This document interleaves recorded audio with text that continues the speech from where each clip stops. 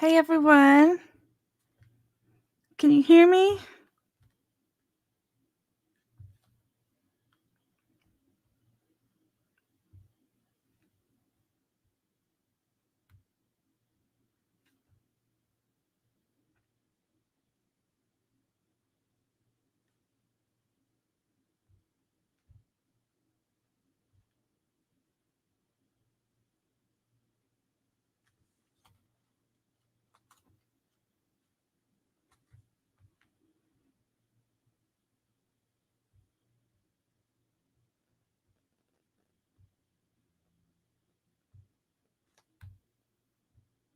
There we go. Now I'm live. Okay. There we go. Now I'm live. So I wanted to talk about Ortham again today. I saw Sarah D. Irish sent me this where Ortham wants to double its pricing and it wants to work exclusively with family tree DNA. One of those services like ancestry.com.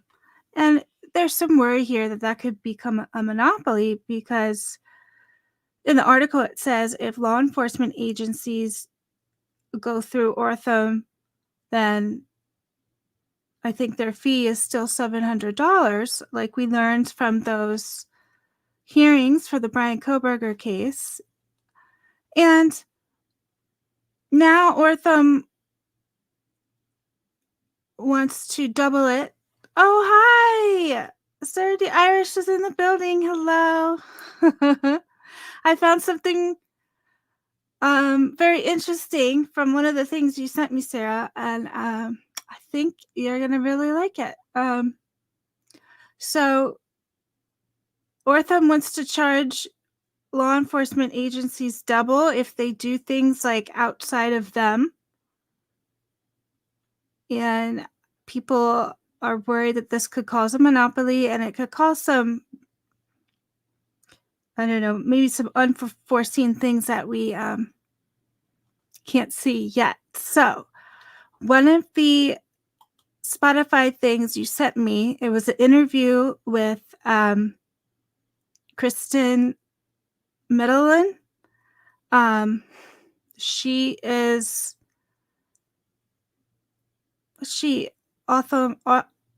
Ortham's owner, or is she the marketing CEO? She's Ortham. She's like one of the faces of Ortham Labs. And I found a little clip here. It's I think it's a 7-minute clip, but it really explains like what they're what the Ortham's vision is, and like you hear from them how they see themselves and how they want to be seen. And there's something very interesting that I'm going to go over after we listen to this clip. And then I have some more things to go over that are related to Ortham. So here we go. Let's play this little clip. This is Rachel Middleman from Ortham's Lab. She basically the face of Ortham's Lab. She's been in lots of other YouTube videos, but this one happens to be a podcast.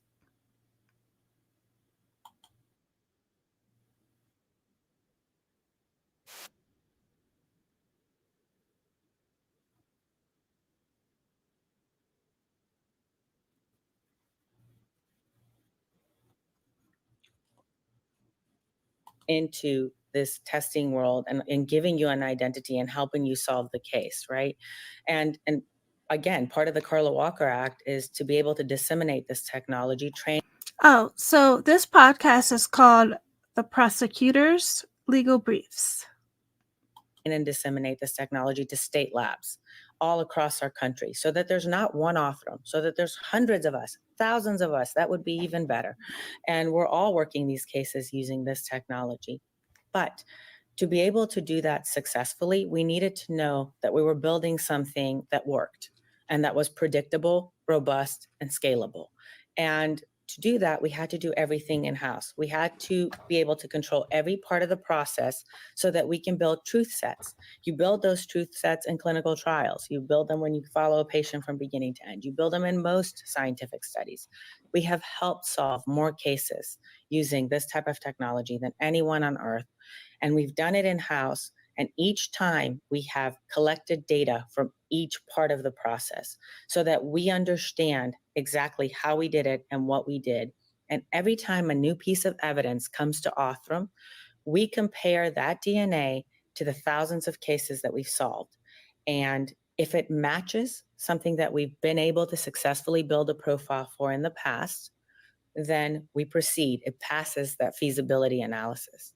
If it doesn't match something that we've been able to successfully build a profile with in the past, we stop. We go back to law enforcement and we tell them, technology is getting better every day. Wait, we're not sure we can build this sample and we don't want to consume it or consume your budget. Let's solve another case. 30% almost of the cases that come to Othram, we do not run. We do not collect money for, and we do not proceed because it is the wrong thing to do. The other thing we do, though, is we have a research lab. You saw it when you came here. It's not part of our forensic lab. It's completely separate. We make our bucket list of the types of cases we wish we could solve, the types of cases that right now we say hold to, whether it's multiple contributors, whether it's burnt remains, whether it's whatever it is. And then we go and we work out protocols to be able to do that with mock DNA. And then we bring it into the forensic lab. And we've done that. We've gone back to law enforcement and we've said, we can do it now. We figured it out. Tom Bean's case, again, was one of those. It was a formaldehyde fixed, paraffin embedded block. That was all that was left of this little girl that had been tortured and murdered. And everything else was gone. And no one had been able to sequence that type of DNA before because formaldehyde causes crosslinks in the DNA. And those crosslinks make it really hard when broken to actually read the sequence. We worked on it until we were able to go back and work every case that has been preserved with that type of chemical or fixative. Same with burnt remains, same with difficult mixtures, same with contamination where all you have left is 0.1% human DNA. All of the things that would have stopped us before, we're starting to tackle bit by bit. We haven't tackled everything. No one has, but we are getting there. But what we promise is we won't run your evidence and take your money, knowing that money is so limited in law enforcement budgets, unless we know that we can bring value to the investigation. Now, I can't ever guarantee you matches, but I can guarantee you that I can tell you their biogeographical ancestry. I can start giving you information. We can get close. We can start working the case. No one can predict if it takes days or months or years to do the genealogy. There's so many variables to these investigations. No one can predict how fast you can find someone like Victor that's out on the run. But what we can say here at Othram is that we will be law enforcement's partner the entire way until that case is solved and it goes to trial. And everyone should be held to that standard. Anyone that takes DNA evidence from a crime scene needs to think that all the people that are being affected by that sample being consumed in a way that is not responsible. And if people don't want to do that because we live in a world where businesses can do just what they want to do for funding or for whatever, then the government needs to make that a requirement. We need to have metrics. You need to meet a certain level of standards before you can run forensic evidence like this. You need to be able to solve this many cases predictably. You need to be able to run this type of DNA in the past. You need to show us that you've done this before you consume the piece of evidence. I don't know what the requirements should be, but there should be requirements, and that's what those metrics are. And then this should be something that law enforcement is required to use. If you have a case with a serial predator and you're at a dead end with CODIS, don't wait 5 years. Don't wait 10 years till you can figure out how to solve the case.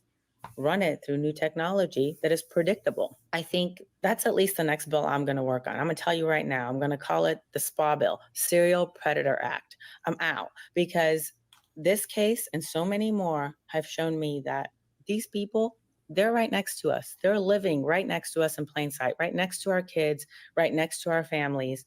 And they're serial killers and they're serial rapists. And we can catch them and we can stop this from happening right now. And we don't, because it's not required.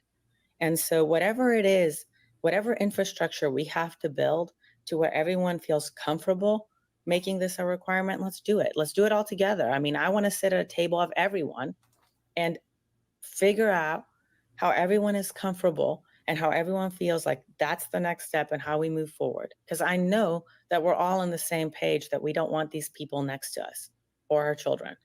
And they're there. And the more I work here at Authorham, the more scared I am to go outside. I'm serious. I've been there. Yeah. So I'm serious. I want to not be scared one day, because I want to know that people know that they're going to get caught the first time they commit a crime. And they're not going to go for that second crime, third crime, and fourth crime. We can't stop all crime. People are going to do bad things. That's for sure. But we can stop serial crime, and we can prevent people from being unidentified victims. There should be no more unidentified victims in the United States, and there should be no serial predators. The technology works and it's here. So what does it take for us to give it to everyone that needs to have it, that wants to have it? What infrastructure needs to be built? What metrics? What solutions? What type of funding needs to be put into place so that this actually happens? If people don't want to do that because we live in a world where business are, and then this should be, and they're serial killers and they're serial rapists, and we can catch them. So the key words here are serial. So at the end there, she said there should be no serial offenders and there should be no unidentified victims. Which makes sense, because if you think about how the Golden State Killer and how he was found, that was through IgG. However, the key difference there is that semen was found at multiple crime scenes. And that is one of the things Authorham does. They have a database. They want to make sure if that DNA that law enforcement has found is in one of their databases because it's been found at multiple scenes, then they'll continue to work on it. If it's not, they'll send it back to the law enforcement. But that is something Authorham is looking out for, is serial offenders. And what that does is that gives you more documentation, more evidence to narrow something down, because since the Golden State Killer's DNA was found at several crime scenes, that gives you more of a indication that, okay, this person isn't just random. They keep popping up.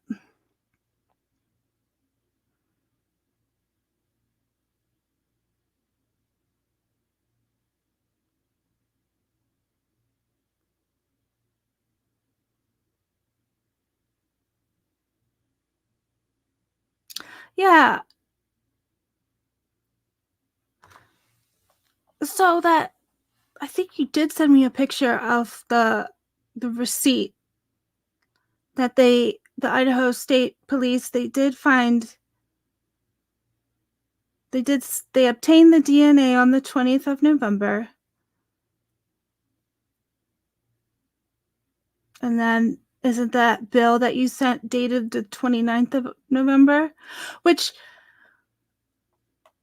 yeah, the small stuff, because I'll show you another thing. Yesterday we were going over, where is it? It's an article you gave me.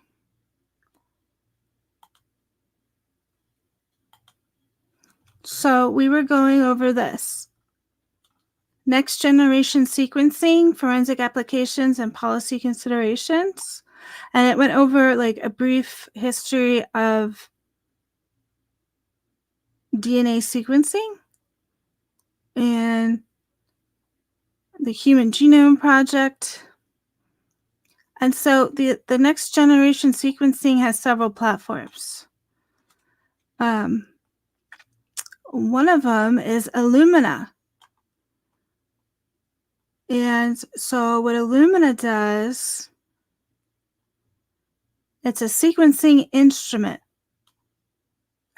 For me, it looks like a big photocopier, but you're putting genetic material in it so that it can sequence the DNA. And it has amplification, and it looks like it's linked to a glass surface. There's a process for this particular copy machine. Illumina systems. And then it says down here that one of the disadvantages that there's a long runtime. However, down here in this great chart, it says Illumina does forensic genetic genealogy. Now, I do think Illumina is like a company, so they might have several different machines here. Yeah, it looks like they have ISEC, Mini, ISEC, NextSec, and they do different things. So, with that in mind, we'll come over here to another article that you sent me. And it says, revolutionizing forensics with next generation sequencing. So Ortham Inc. and Novasec help convert more cases from cold to soft. So then down here, it says that they used an Illumina machine, an Illumina platform. So that article that we went over yesterday, with the different types of platforms and what different things that they do, Ortham uses one of those machines, and which I thought was very interesting. Another little connection there. But like you said,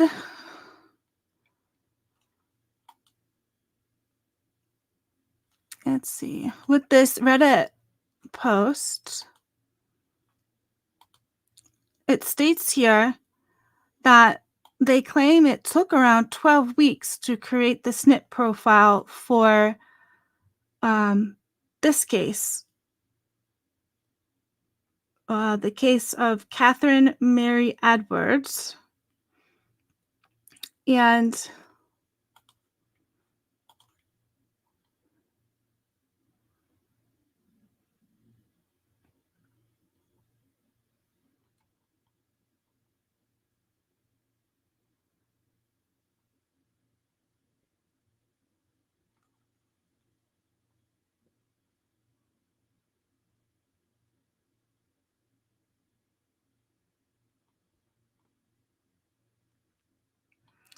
so I think this is the same case here, because this link was included in that comment that said this took like 12 weeks?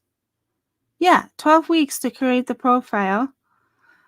And apparently Ortham identified something, from the 29th of November. So that doesn't make sense if it took that long for them to create a profile.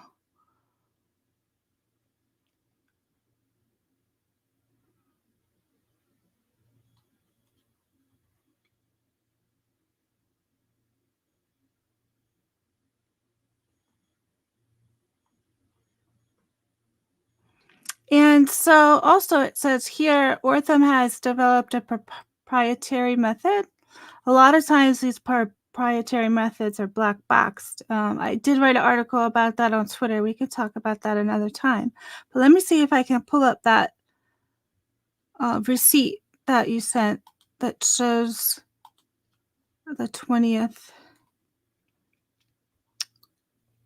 Here.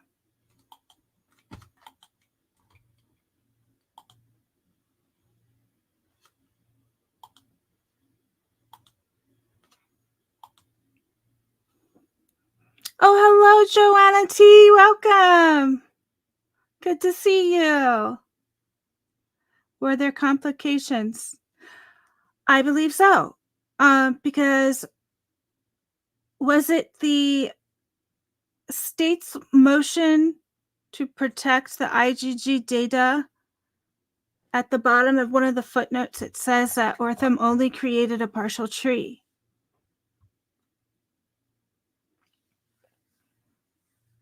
I hope so too. Oh, that reminds me, Sarah.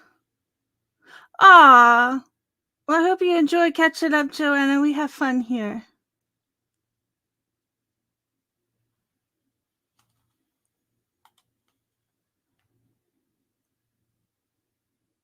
Oh, so they put a rush order for a SNP panel.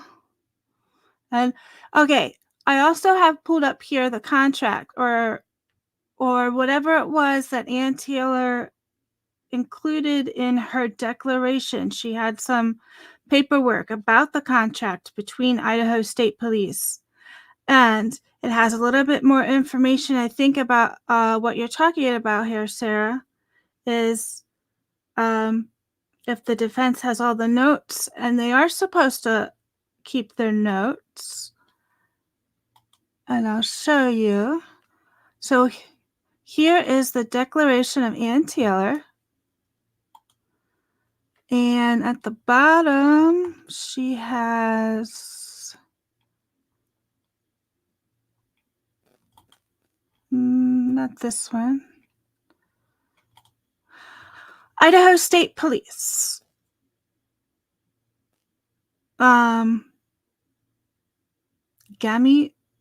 Matthew Gamete.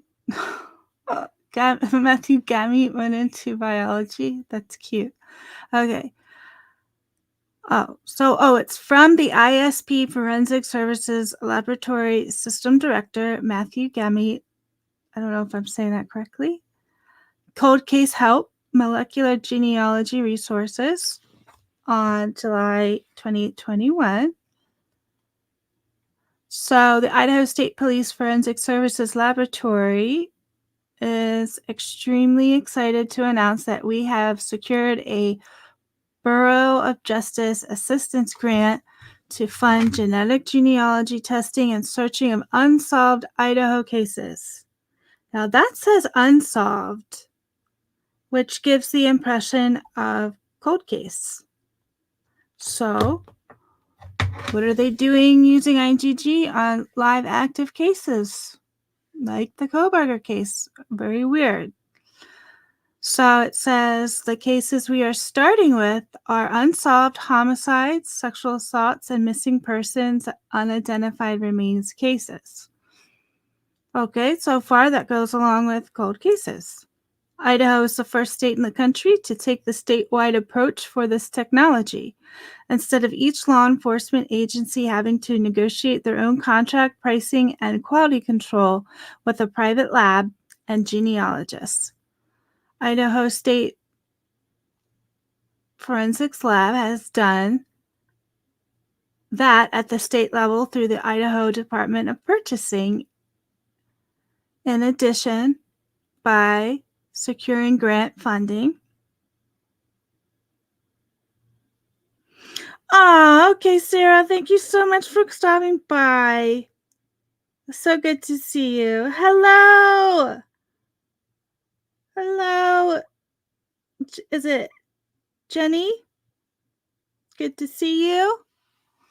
So we're going over Ortham, and we listened to a clip that said Ortham wants to focus on serial offenders and cold cases.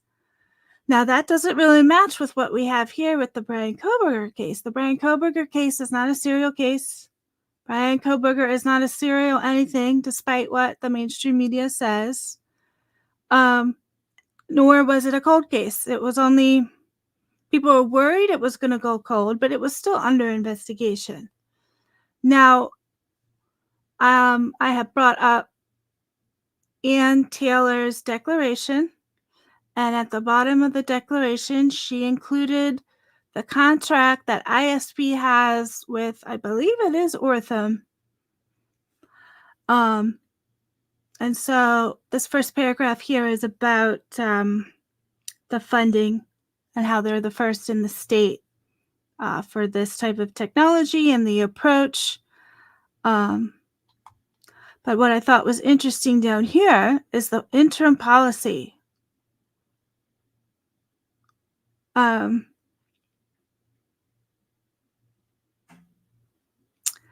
So the purpose of this interim policy is to promote the reasoned exercise of investigative, scientific, and prosecutorial discretion in cases that involve forensic genetic genealogy, DNA analysis, and searching. It provides guidance on department agencies when formulating a thoughtful, collaborative approach to important interdisciplinary decisions in cases that utilize this investigative technique. Collaboration between investigators, laboratory personnel, and prosecutors is important because the decision to pursue FGG may affect privacy interests, which Anne has already brought that up in a hearing, and that is on court record, that it did bring up the privacy interests, the consumption of forensic samples, I think Anne touched on that, and law enforcement's ability to solve violent crime. The department must use FGGS in a manner consistent with the requirements and protections of the Constitution and other legal authorities.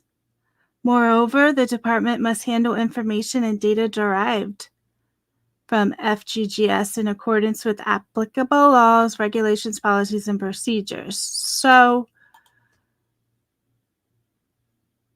I know in the beginning there was an issue with the Fourth Amendment. I don't know much about that argument, but that does have something to do with the Constitution. So I'm sure we'll hear more about that. But when using new technologies like FGGS, the department is committed to developing practices that protect reasonable interests and privacy. Well, they broke their own policy. They're doing it wrong when allowing committed to develop policies that protect reasonable interests of privacy while allowing law enforcement to make effective use of FGG to help identify violent criminals, exonerate innocent suspects, and ensure the fair and impartial administration of justice for all Americans. Like, you might as well just cross these last sentences out because none of that happened. The department will continue to assess its investigative tools and techniques to ensure that its policies and practices properly reflect its law enforcement's mission and its commitment to respect individual privacy and civil liberties. Now, oh, hello, American Princess. Welcome. And another reason why I think that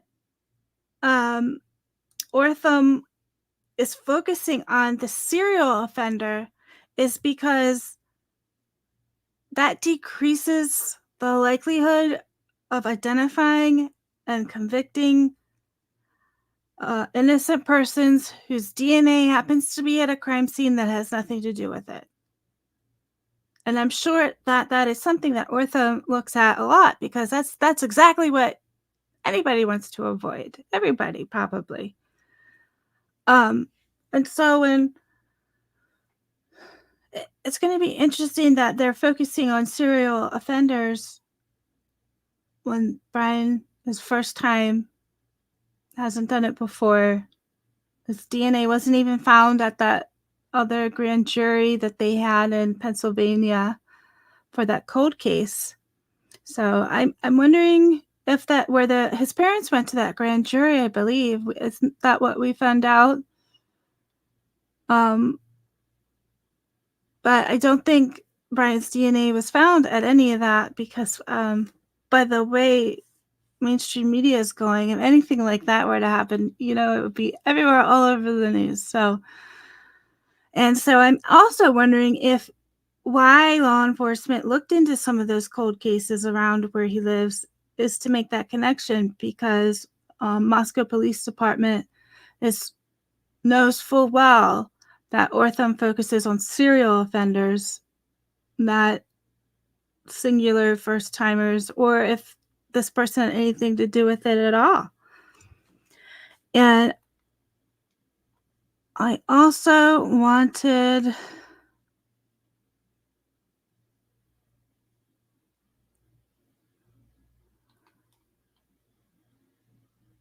there was something down limitations. This is really important here. So, if the search of FGG profile results in one or more genetic associations, the IgG service typically generates and provides the service user with a list of genetically associated service usernames along with an estimated relationship. In some cases, the amount of DNA shared between those individuals. A genetic association means that the donor of the forensic reference sample may be related to a service user. However, information derived from genetic associations is used by law enforcement only as an investigative lead. Traditional genealogy research and other investigative work is needed to determine the true nature of any genetic association.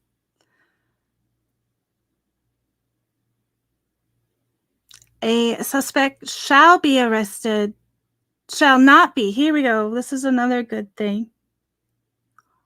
A suspect shall not be arrested solely on a genetic association generated by a GG service.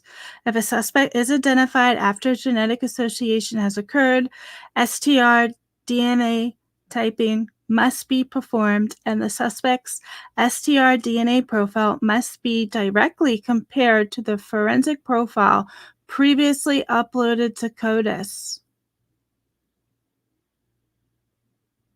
The FBI didn't do that.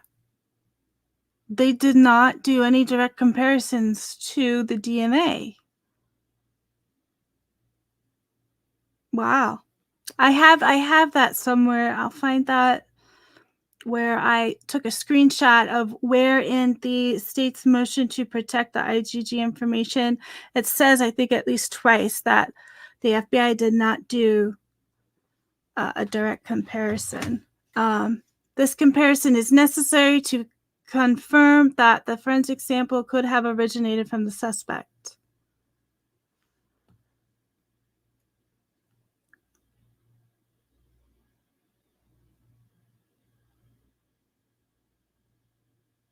Yeah, exactly, Joanna T. My thought was that there was a federal grand jury, but they just didn't come back with an indictment. So then they tried it on the state level.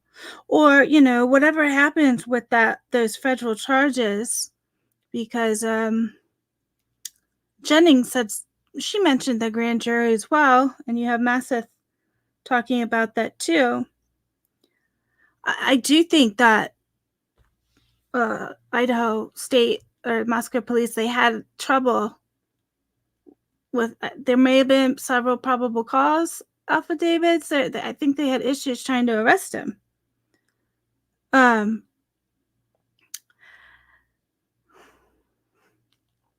So yeah.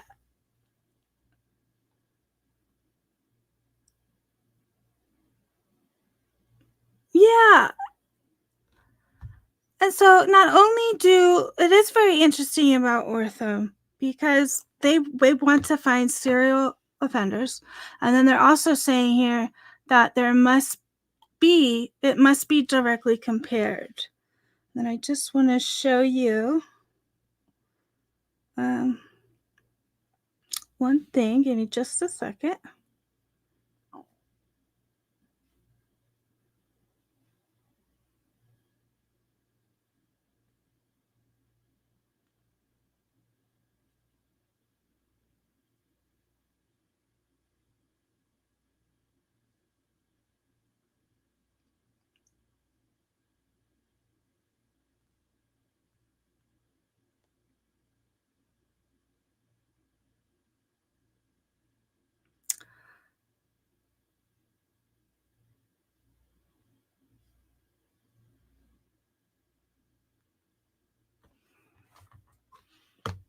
Okay. I can't find it right now, but I do know that the FBI stated they did not do a direct comparison. So anyway, here's the criteria for a case. From investigative agencies may initiate the process of considering the use of FGGS when cases involve an unsolved violent crime, and the candidate forensic sample is from a punitive perpetrator.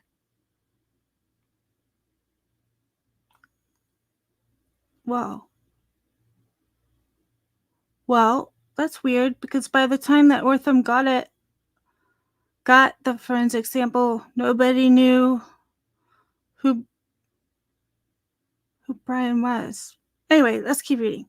When a case involves what is reasonably believed by investigators to be the unidentified remains of a suspect homicide victim, unidentified human remains, in addition to the prosecutor has defined in footnote 20 of his interim policy, may authorize the investigative use of FGG for violent criminals or attempts to commit violent crimes other than homicide or sexual offenses, while observing and complying with all requirements. All right. Sometimes it is really good to read these footnotes on these attorney documents, because right here it gives us a definition of what a genetic association is. Right next to this little number 13, a genetic association is determined by the amount of DNA shared between two individuals whose genetic profiles, including in some cases a FGG profile, have been entered into a GG service. And it's measured and reported in centimorgans. Okay, so when circumstances surrounding the criminal act present a substantial and ongoing threat to public safety or national security, which I don't know about that one. Before an investigative agency may attempt to use FGG, the forensic profile derived from the candidate forensic sample must have been uploaded into CODIS, and a subsequent CODIS searches must have failed to produce probative and confirmed DNA match. The investigative agency with jurisdiction of either crime or the location where the unidentified human remains were discovered, if different, must have pursued reasonable investigative leads to solve the case or to identify the unidentified human remains. Finally, when applicable, relevant case information must have been entered into the National Missing and Unidentified Persons System. So you're going to have a look more into the federal grand jury. Oh, could it have been for alternate suspects?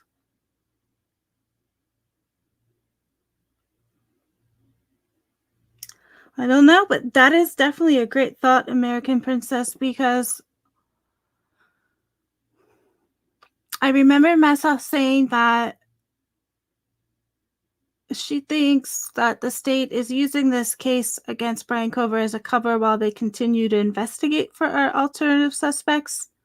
So whether or not that means that there was also a grand jury for another suspect, very interesting. I would love more information on that. I don't know. So in this paragraph that we were just reading, it says twice whether to solve a case or to identify the unidentified human remains. So does that mean you have to have both, or can you just have one or the other?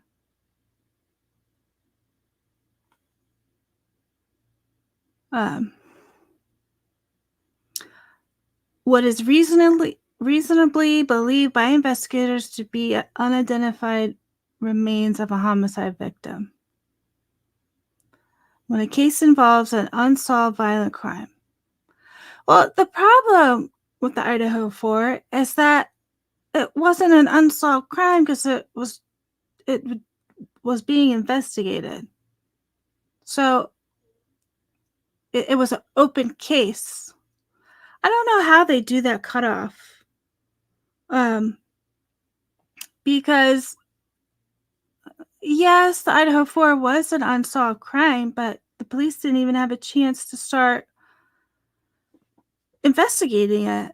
And the well, at least two, Maddie and Kaylee were immediately identified by Payne in the probable cause affidavit, so at least two of them were identifiable.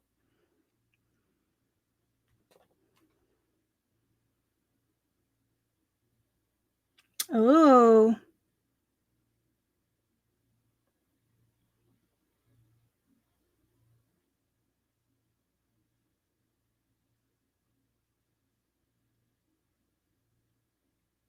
well, that's right. That's right, Jenny.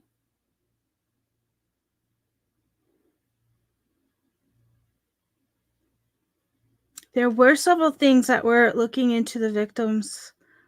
And yes, American Princess. Idaho 4 was an active case, but not cold yet. So, in both of these case criteria, in the policies directly from the Idaho State Police, they don't meet either criteria here for the use of IgG.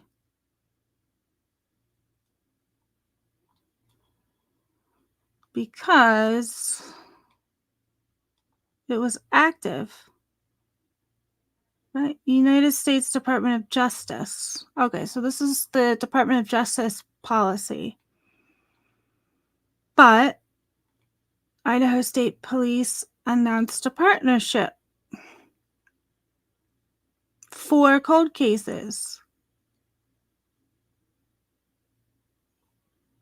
So not only did the FBI break like the privacy terms for those public genealogy services that they use, Idaho State Police also broke the Department of Justice policy when using IgG analysis and searching. So that's going to be interesting. I don't know how does that translate into the courtroom setting.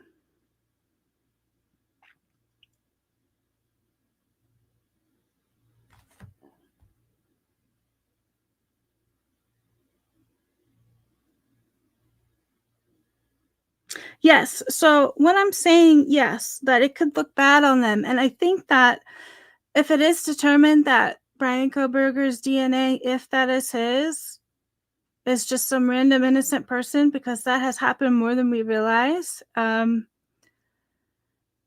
think that's exactly what Ortham Labs is trying to get away from. They don't want that mistake of identifying one person's random DNA at a crime scene and charging them with a crime.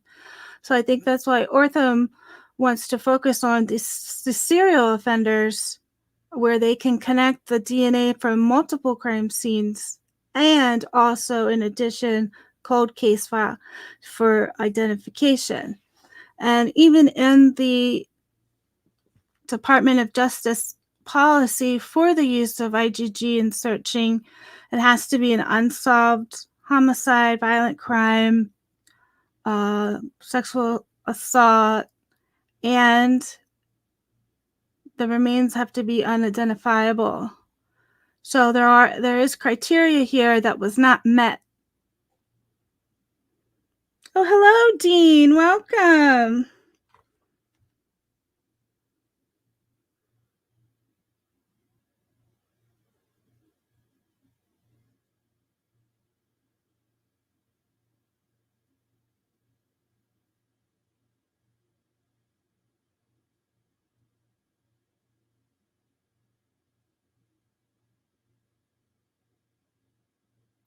I agree with you, Dean.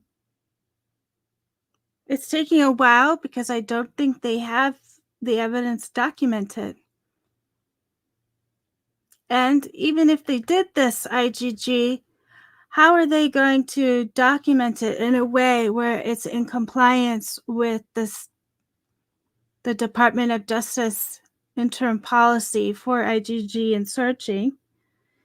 And yeah, if there was the 2015 Elantra on any types of video, that would have been sent to the mainstream media. Oh, yeah. You know, so I did think that this was interesting that ISP did not follow the DOJ guidelines, and neither did the FBI. And there was also one thing I wanted to read in this policy.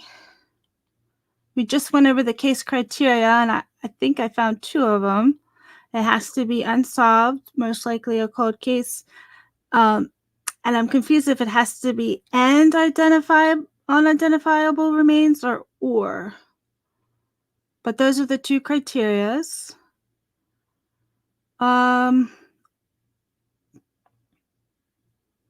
Okay. We can read investigative caution. Maybe this will talk about more of what it means when these agencies break policy.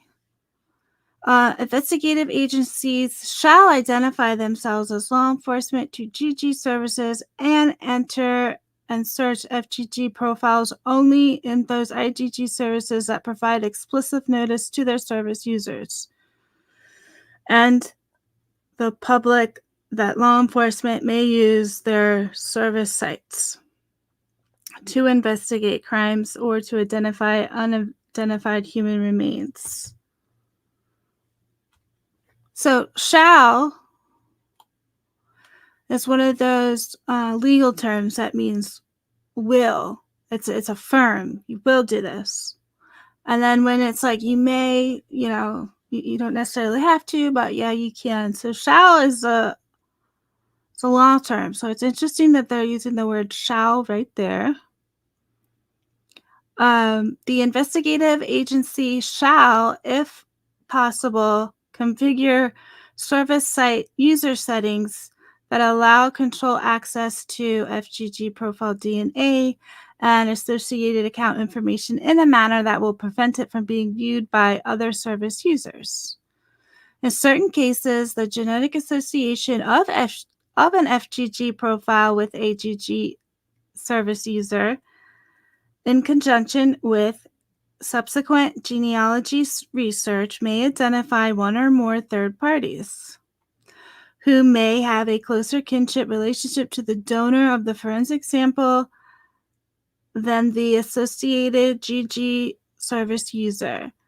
In such cases, acquisition of reference samples from third parties for the purpose of conducting FGGS may help the investigative agency identify the donor of the forensic sample. An investigative agency must seek informed consent from both third parties before collecting reference samples that will be used for FGGS, unless it concludes the case-specific circumstances provide unreasonable grounds to believe that this request would compromise the integrity of the investigation. If that determination is made, the investigative agency shall consult and receive approval from the prosecutor before covertly collecting any reference samples that will be used for FGGS.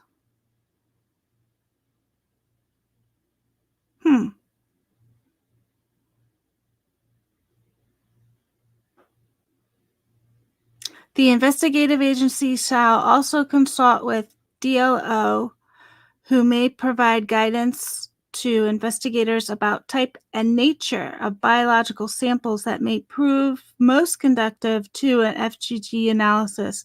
That, I think, is an important sentence because you need to make sure the biological sample that you collect from the crime scene is actually conducive to the investigation. but that person is actually a part of it. And the way that you would do that is by supporting it with other evidence. But there isn't any other evidence. And so it is also in the Department of Justice guidelines that you can't just arrest someone solely on trace DNA alone. Trace DNA is like a supporting document. It supports all the other evidence that you have in a case. But in this case, Brett Payne did not rely on the required documentation or information required to make the statements that he made about the location of the cell phone and the car. So, whatever evidence Brett Payne claims to have found is not supporting to this DNA. So, that's a very interesting sentence. I wonder if they just like throw that in there casually because that one is really important. The investigative energy agency shall also conduct with the DLO, who may provide guidance to investigators about the type and nature of biological samples that may prove most conducive to FGG analysis. Covert collection shall be conducted in a lawful manner. In addition, a search warrant shall be obtained by the investigative agency before a vendor laboratory conducts FGG analysis on any covertly collected reference sample.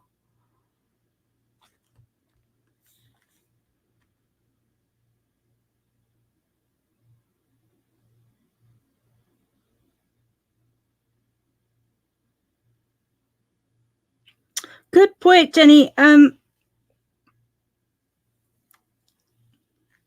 Right. And so we don't really know what the murder weapon was. So, and we don't know what the sheath was for. We don't know if it was owned by someone who was already in the house. We just don't know. And not only that, even if there has been times with, I don't know if you saw Julez of All Trades video last night. Very good. She commented that there have been innocent people's DNA found directly on victims' bodies, and it was shown that they had nothing to do with the person's murder. So having some DNA on a removable item from a crime scene that may or may not match whatever weapon was used is not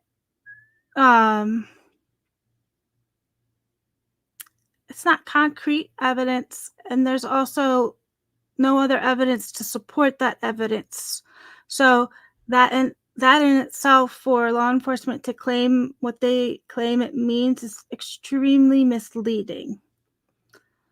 But yes, great point. Yeah, and the probably did wear gloves too, and that was another thing that when investigators, well, even if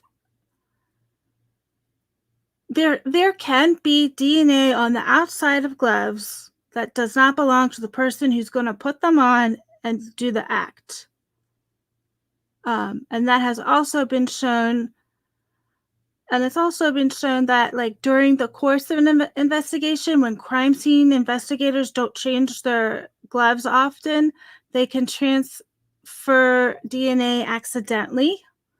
And they're thinking that that's what could have happened in the Amanda Knox case, because her DNA was found on the bra clasp of Meredith Kircher.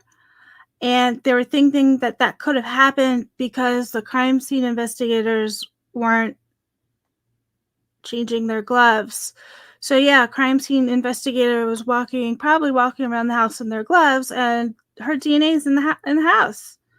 So her DNA came from one area, and the lab tech carried it over to an item that they picked up for evidence. So contamination can happen at any time. So there's lots of different scenarios where somebody else's DNA could be on the outside of a glove the perpetrator is using. So we definitely need more context about why law enforcement thought what they did, because so far it's not like a solid piece of evidence that they're claiming that they found this DNA, and it has also broken these policies from the DOJ.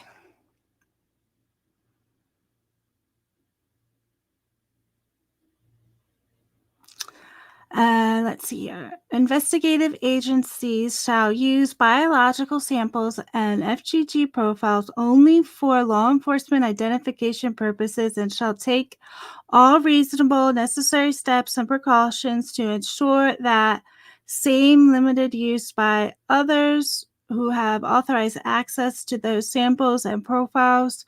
Biological samples and FGG profiles shall not be used by investigative agencies, vendor laboratories, GG services, and others to determine the sample donor's genetic predisposition for disease or any other medical condition or psychological trait. FGG is a law enforcement technique used to generate investigative leads. Investigative agencies shall not arrest a suspect solely based on genetic association generated by GG service. Oh, here it is. I did that again. FGGS is a law enforcement technique used to generate investigative leads. Investigative agencies shall not arrest a suspect solely based on genetic association generated by a GG service. Traditional genealogy research and other investigative work is required to determine the true nature of any genetic association. So even if they do claim that they did use IgG, which they may have, I don't know. Whatever they did, I personally don't think is correct. Oh, hello, Mega Sky. Metas, how do you say your name? Mega Sky.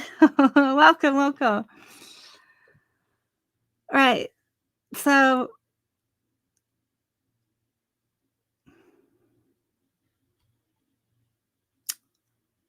okay, and there was one more thing in here. Maybe was it in the conclusion area?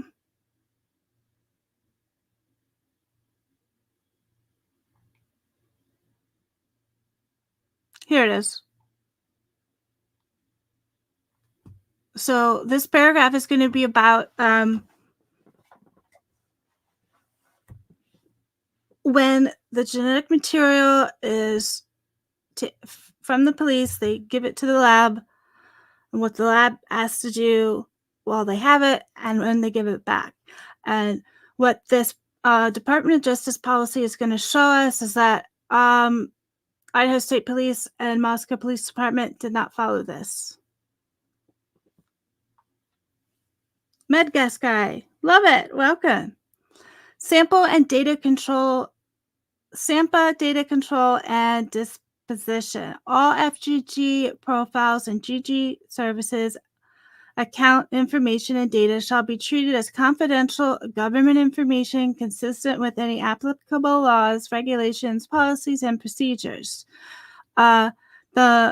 These materials are subject to transfer and disclosure by department employees and contractors only during the discharge of their official duties and only for authorized purposes. I believe an authorized purpose would be for discovery. So it can be discovered, and as we saw in the IDAHO4 case, Judge did allow discovery of some of the IgG materials. If a suspect is arrested and charged with a criminal offense while FGG is in progress, the investigative agency shall promptly contact the relevant vendor, laboratory, or DTC service and direct that all testing cease at a point in time when the forensic or reference sample can be preserved.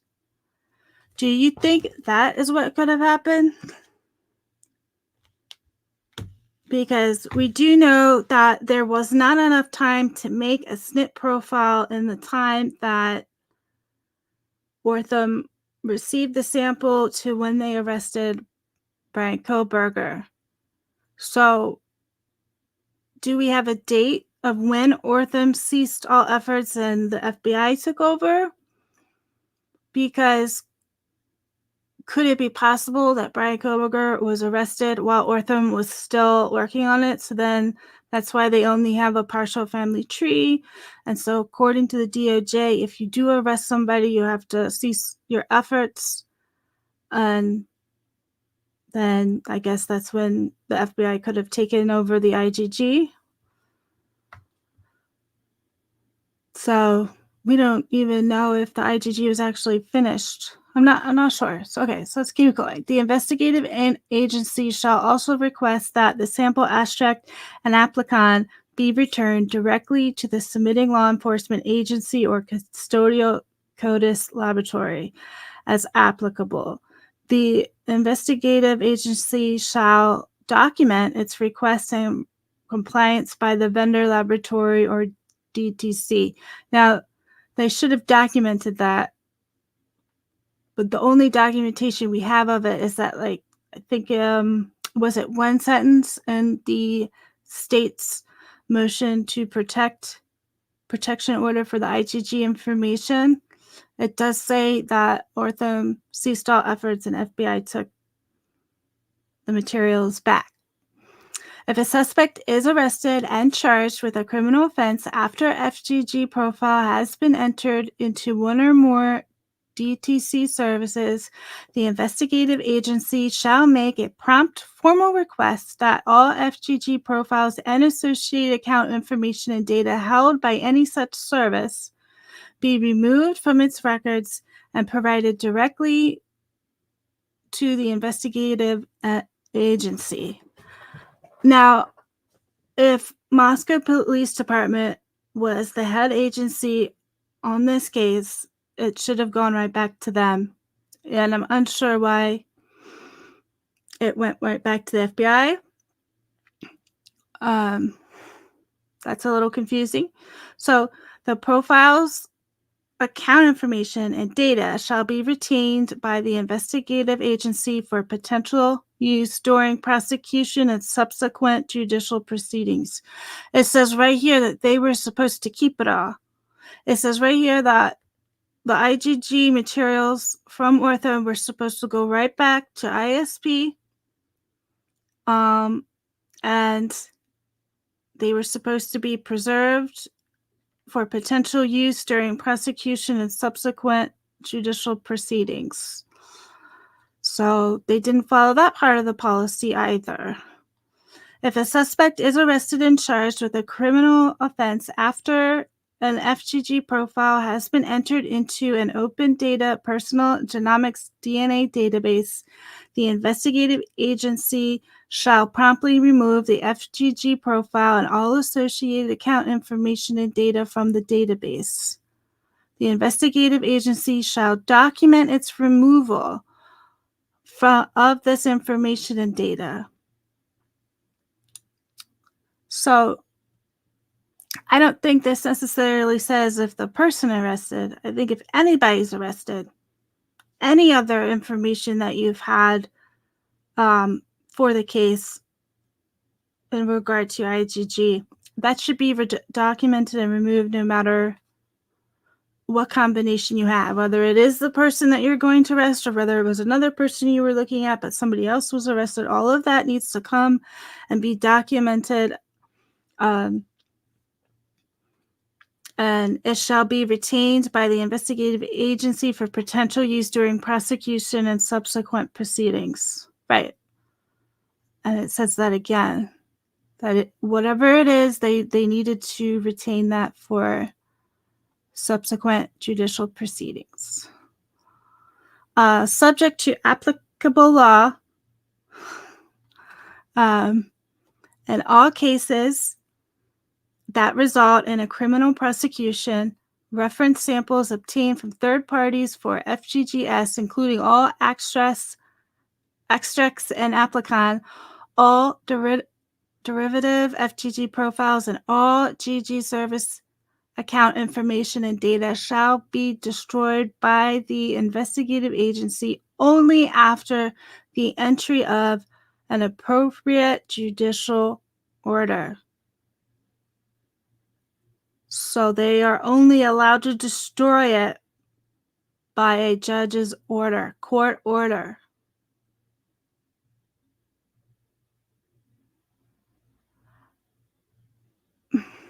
And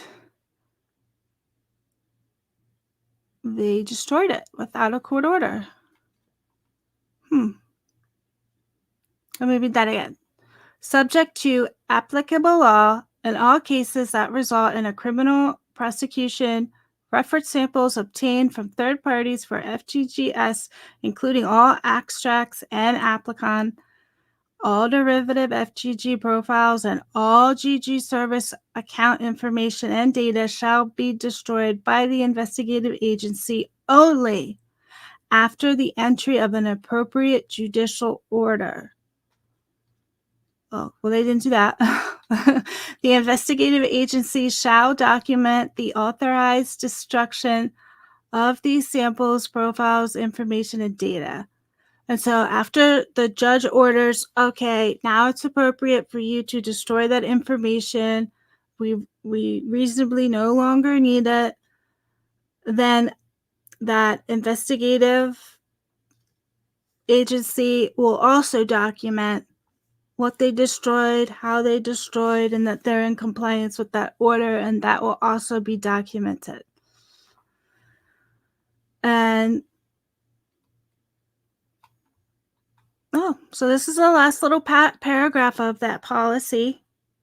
It says collection of FGG metrics.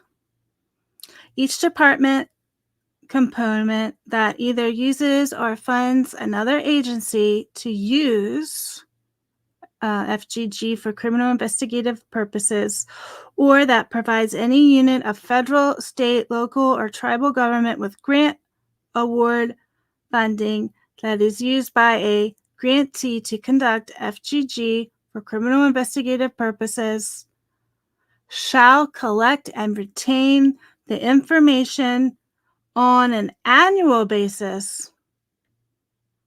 Uh-oh. Look at that. Hold on. Up here, it says, Idaho State Police is excited to announce that we have secured Bureau of Justice Assistance grant to fund genetic genealogy testing and searching of unsolved Idaho cases. The cases we are starting with are unsolved homicide, sexual assault, and missing person unidentified human remain cases.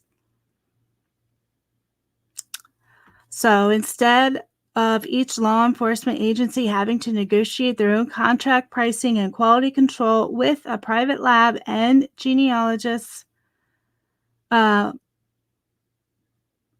they've done at the state level through the Idaho Department of Purchasing, so they do have a contract with the government on a state level. So back down here where it says each department component that either uses or funds another agency to use FGG for criminal investigative purposes. That only says purposes. That doesn't say for probable cause. That doesn't say for a conviction. That doesn't say for a grand jury. It says purposes. So even if it was just used as a lead, that information needs to be documented and preserved. Yes, I agree with you, Joanna T. It's very shady how they're breaking all these policies. And you just read through this paper. It's like, whoa, you're not even following what you said you were gonna follow. Um, and and what I find is that we can't even get off the ground with making connections from the crime scene to Bryan Kohberger. So how can you skip all that and then just go to the end and say, well, he did all this, he did 8 minutes, this is all his behavior, this and everything. You're missing like things in between. We can't even get past the investigative part to make sure that that's the right person. I don't know if that makes any sense at all, but for me, you can't skip right to the end. We got to figure out, wait a minute, did you get the right guy? Because what I'm seeing here is either, even if this is because of inexperience, that's almost kind of unacceptable, because you can't, the policy is all right here. And so they should be following it. So it can't be like, well, Payne is inexperienced, so he didn't know that he had to document all this stuff. I don't think it works that way. I think, like he should have, everybody, it was his case. He should have kept everybody together. He should have kept all the documentation together. He should have read the policies on this. And I think now that we're finding, watch Jules of All Trades video from last night. Excellent. I think, oh, and Harsh did one this morning, that there are a lot of cases where innocent people's DNA gets thrown into these investigations, and it's horrendous. We might not hear about it a lot from the mainstream media, but the stories are out there. There's articles, and it's becoming more and more apparent that I think that this is what happens. A completely innocent person's DNA got completely wrapped up in something it shouldn't have. There was a mistake along the way. Oh, and I do have shorts on my channel, and I have some videos of Cy Ray speaking. And he says, oh God, I just forgot. Does that ever happen to you? I forgot what I was going to say. It'll come back to me. Anyway.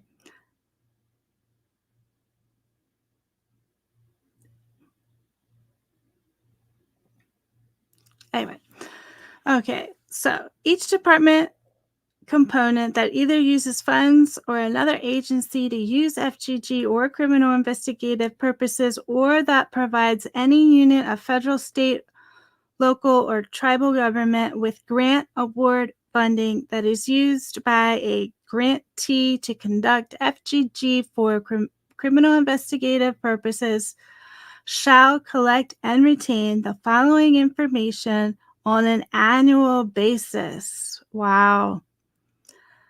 The type of crime investigated, whether FGG was conducted on a forensic sample or a reference sample, type of forensic sample subjected to FGG, and a description of the total amount, condition, and concentration of that sample. This, I believe, would be the genetic material, whether it's single source, mixed profile, degradation status, 4, whether FGG analysis resulted in a searchable profile. Oh, that is something we don't know yet. Maybe we'll find that in the future. Okay, number 5, the identity of the vendor laboratory used to conduct FGG and IgG services. Isn't that interesting? So the state, remember, the defense said, the lab, the private lab that the state refuses to name. I feel like if you're getting public funds, it needs to be publicly available what lab you're using. So that's kind of weird that the state was not straightforward in coming out with the identity of the vendor laboratory they used to conduct the IgG. That is another strange thing. Okay. Number 6, whether the investigation resulted in an arrest that was based in part on use of FGG. So how can the state say, well, we didn't use IgG for probable cause? Well, in this case right here, it's saying it doesn't matter. You just have to document whether it was. whether it resulted in arrest or not. So they said they did use it as a lead, but they didn't use it for probable cause. Doesn't matter. All that information has to go into this annual report. Number 7, the total amount of federal funding used to conduct the FGG in each case. Oh, are they asking for like a budget? So if this is real, this would be included. This is supposedly the receipt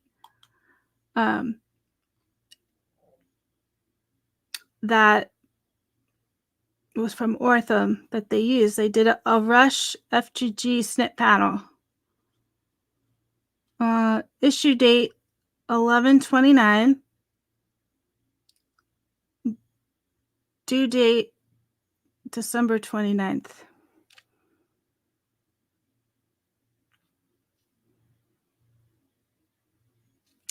Weird. But yeah, so not only would this be included in the budget, but like, you know, other things that are in a budget, I think would be included.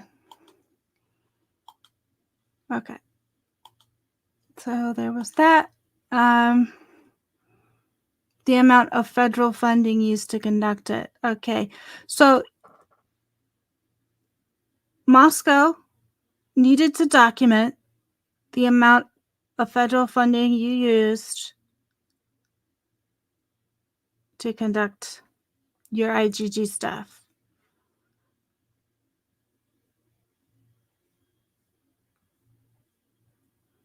Yeah. They didn't even, I don't think that's in the discovery either, but it should be. So isn't that interesting? We just read through a lot of that and it doesn't sound like they did any of it. Yeah, all the hours on the trash. Nope.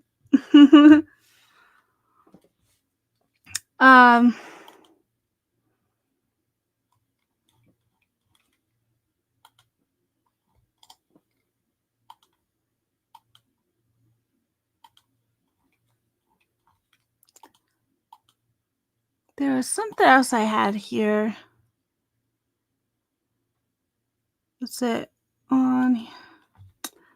Let me bring it up. It is like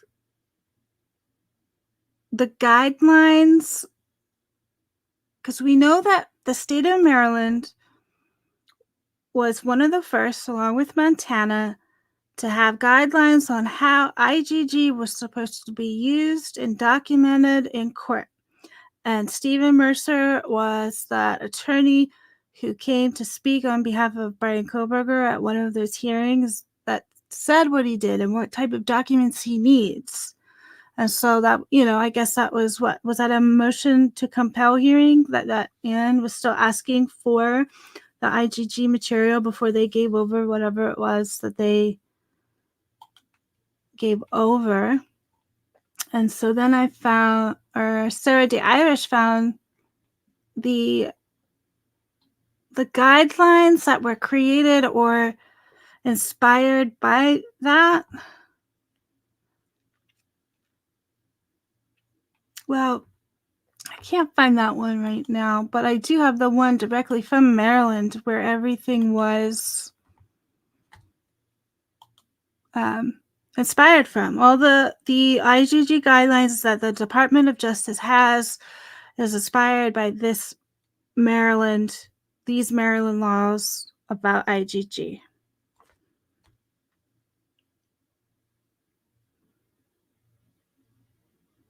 Yes, Jenny, absolutely.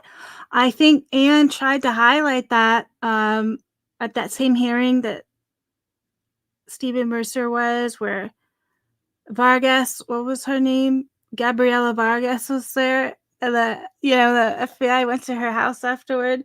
But I do think Anne is trying to demonstrate how much the FBI violated their own terms of service, their own privacy.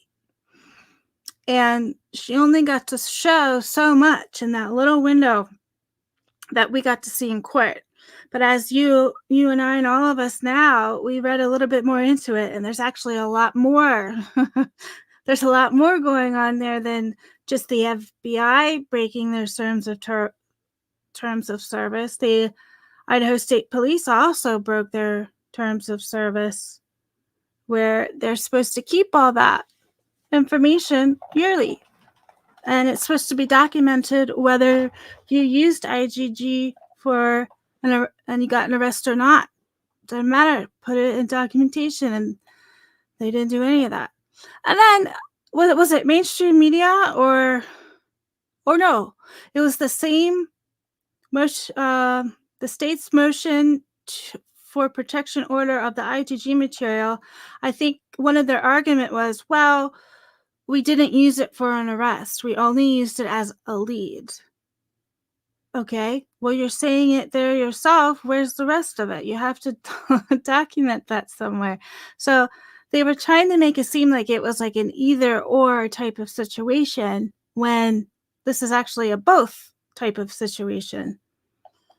So yeah, I think these breaking of the rules goes a little deeper, as we just saw. And, I'm not exactly an expert in all this. So Anne has got to know that maybe it goes a little even deeper than where we were, we're here trying to figure out as well. So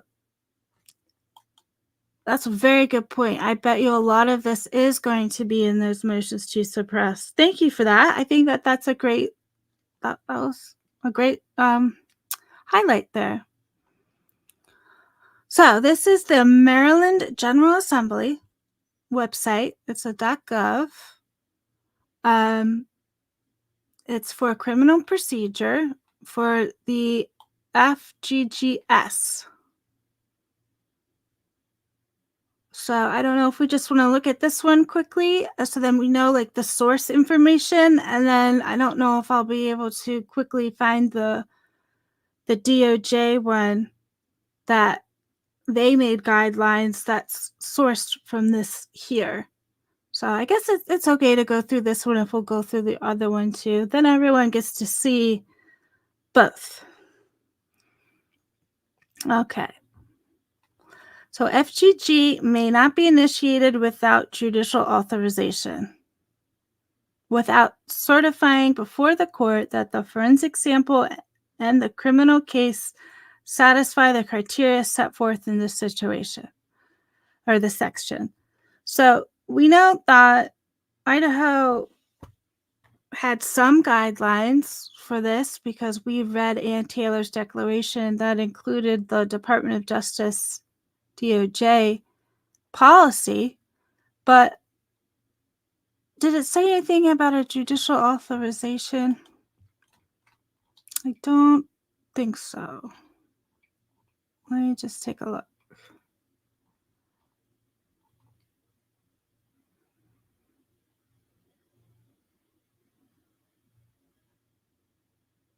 No.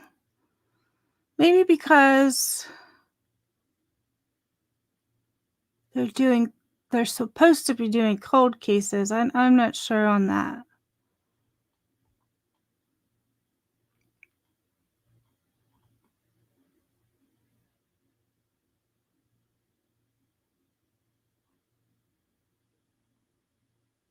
Okay, so if you're going to use it in Maryland, you need an authorization. The DOJ that we were just reading from Ann Taylor's declaration says the case criteria, which doesn't look like the case criteria is authorization. It is that an unsolved violent crime, and the candidate forensic sample is from a punitive perpetrator or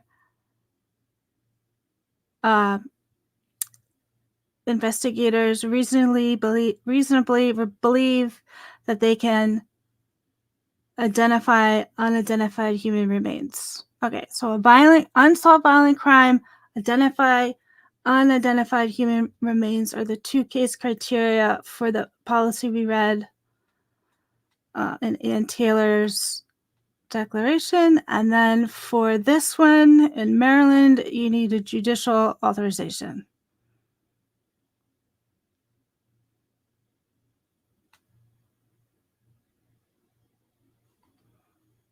Oh.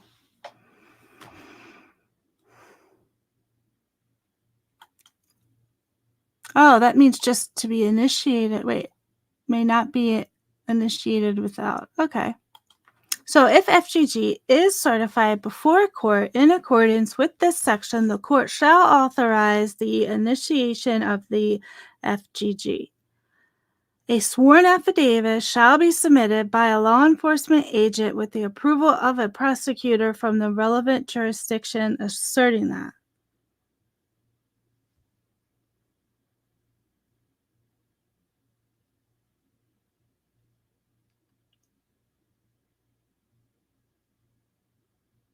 Thank you, Heather.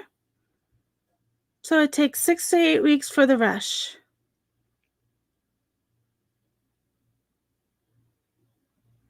Oh, no need to be sorry at any time.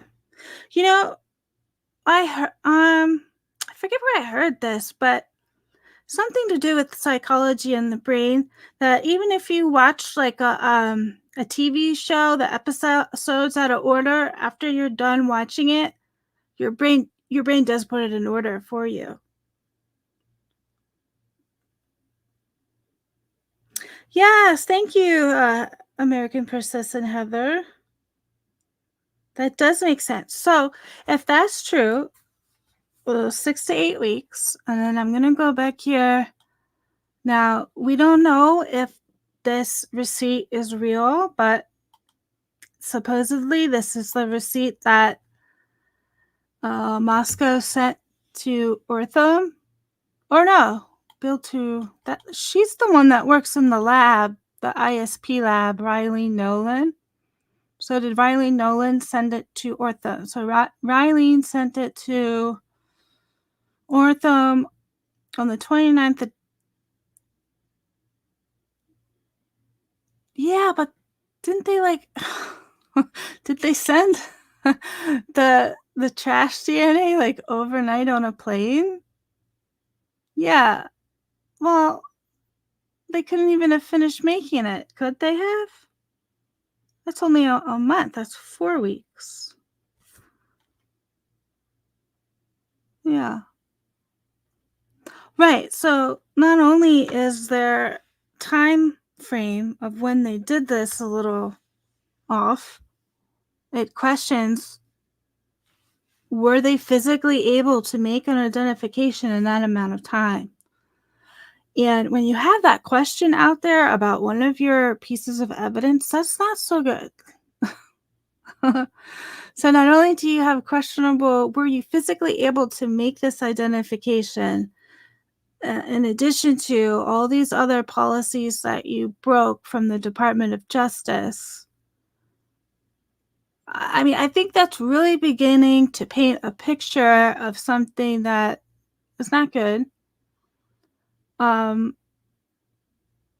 It would be different if it was just like one thing, but these things are beginning to stack up. There's something wrong with the identification of this DNA profile, right? So that is very interesting. So here we are back in Maryland. So the court shall authorize the initiation. So Maryland, you have to get permission from the court. And the police officer or the law enforcement agent must sign a sworn affidavit, and the prosecutor has to approve it. Okay, so even though this isn't exactly what's going on in Idaho and Moscow, there had to have been some communication between Payne and Bill Thompson. Like, how do you communicate in an official capacity when you don't exactly have all the things you need to do what you're doing? And then how as a prosecutor, are you listening to a law enforcement agent saying, I think I have some of the stuff. I'm not sure if I have all the stuff. And we didn't really do it in the right time frame, but I don't think anything like that will matter. And then the prosecutor will just approve it. Like how does that conversation work? I don't know. Okay. The crime is the commission of or the attempt to commit murder, rape, a felony sexual offense, or a criminal act involving.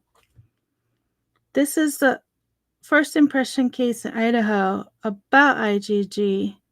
This is going to the Supreme Court, but I think they need to challenge it before trial, like the grand jury indictment. Otherwise, appellate court don't look through. Oh, okay.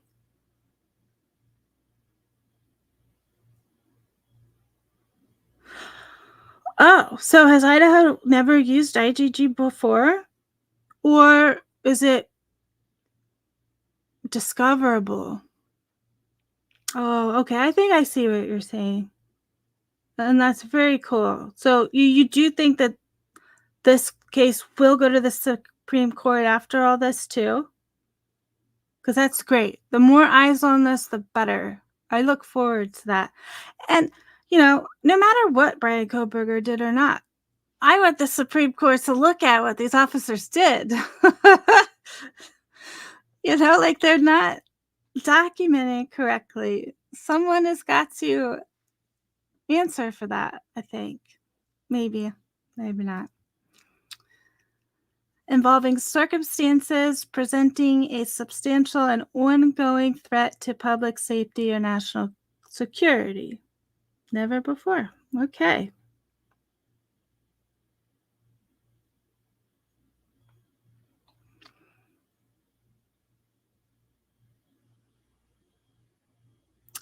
And so the forensic sample to be subjected to FGGS is biological material reasonably believed by investigators to have been deposited by a putative perpetrator, and that the forensic sample was collected from a crime scene, a person, an item, or a location connected to the criminal event.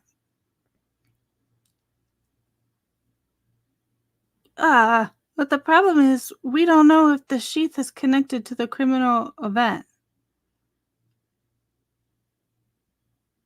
Like, what if when the coroner or the medical examiner is on the stand and she's saying that the wounds are inconsistent with that of a K-bar knife, the wounds are more consistent with XYZ or whatever it is. At that point, what do you think happens? I mean, I don't know what happens, but I have a feeling the coroner is going to say what she saw, what she was looking at, is more consistent with something other than.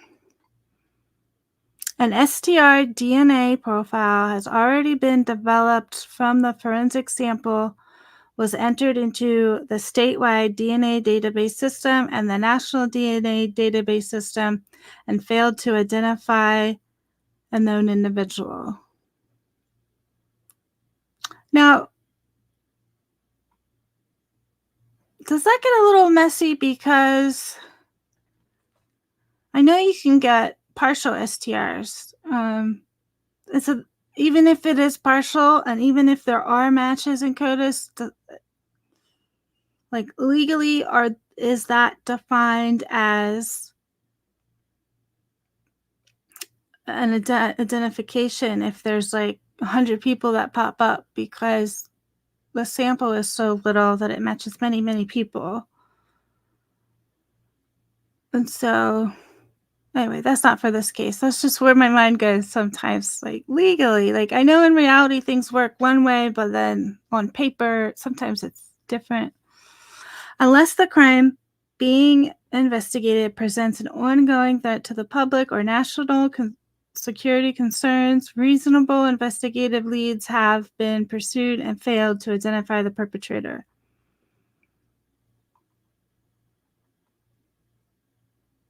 I think this line here, number 4, is directly taken out of this and is directly put into the DOJ guidelines, which were derived from this document here. So they took that entire sentence, that one.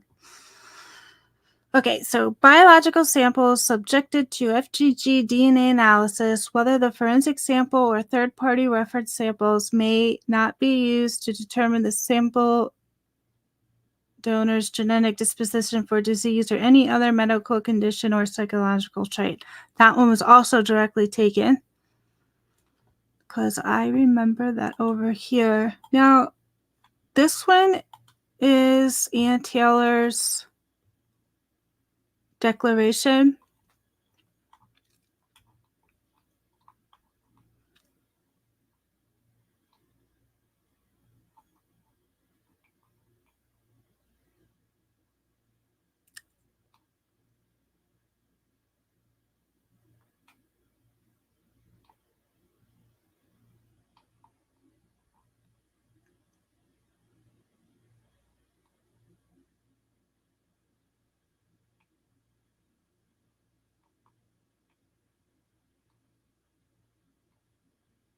Here it is.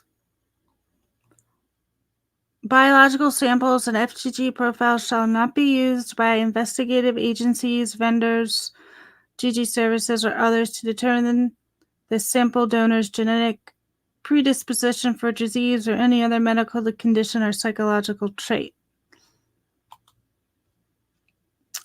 And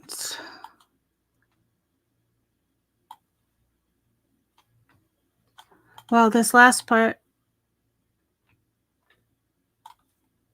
yep, taken directly out of here. So that's cool. May not be used to determine the sample donor's genetic predisposition for disease or any other medical condition or psychological trait. FGG may only be conducted using a direct-to-consumer or publicly available open data personal genomics database that provides explicit notice to its service users and the public that law enforcement may use its service sites to investigate crimes or to identify human remains and seeks acknowledgement and express consent from its service users regarding the substance of notice described in item 1 of this subsection. Laboratory conducting SNP or other sequence-based testing when the genetic genealogist participation in FGGS shall be licensed by the Office of Healthcare Quality in accordance with this title, 17 through 104. Subject to subparagraph. This paragraph, informed consent.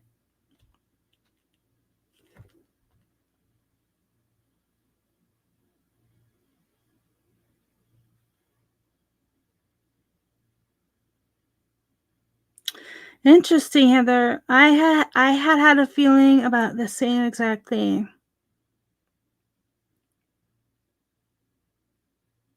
You're right. They never compared his DNA to the SNP.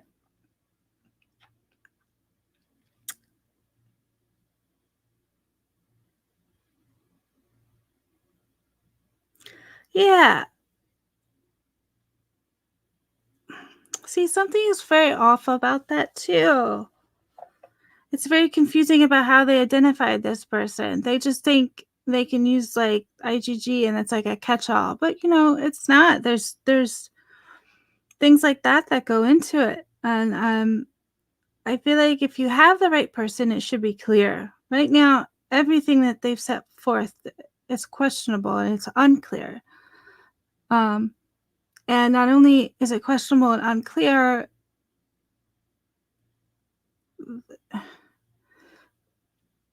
I don't even think it's circumstantial evidence because Payne did not use the required documents to make the claims that he did. So that can't be substantial if you're not using the right things to measure what you're claiming. And so if they're not comparing his DNA to a SNP. Oh, Sarah the Irish is in the house. Welcome. Aw. Sarah, do you know? I don't think they ever compared the DNA to the SNP either. So, was the IgG actually ever completed? Because I have articles. I was looking for them earlier.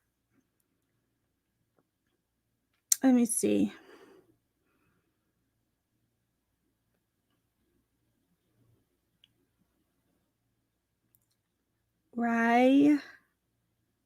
Rylene? Why can't I find anything? Nolan.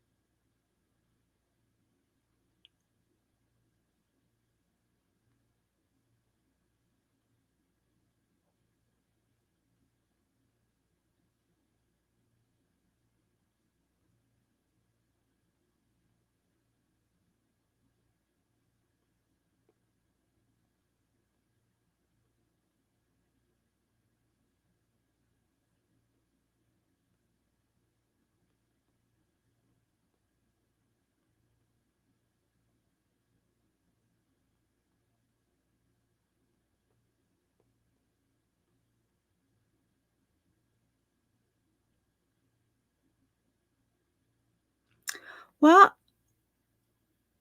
I could just bring up the whole document.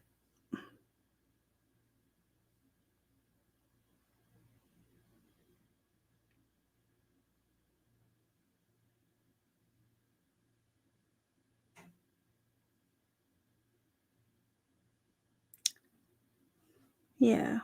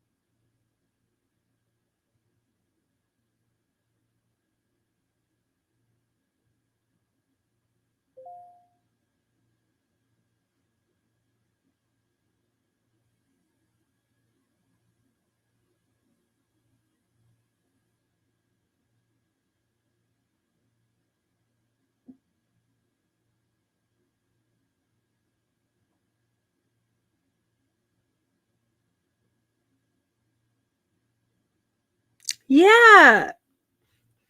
Yeah, Heather. Absolutely. Um, that's right. They did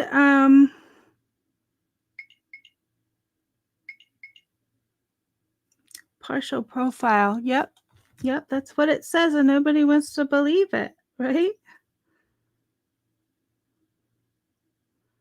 It's ridiculous.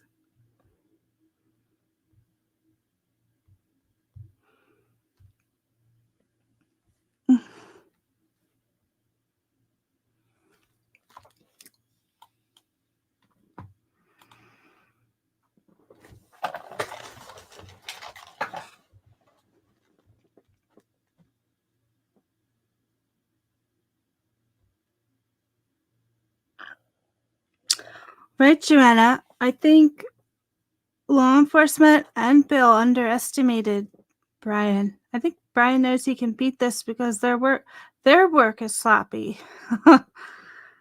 uh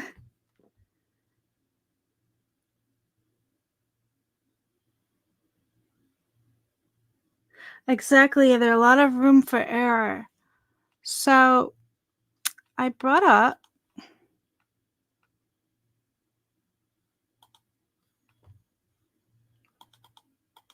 Is this big enough? Can people...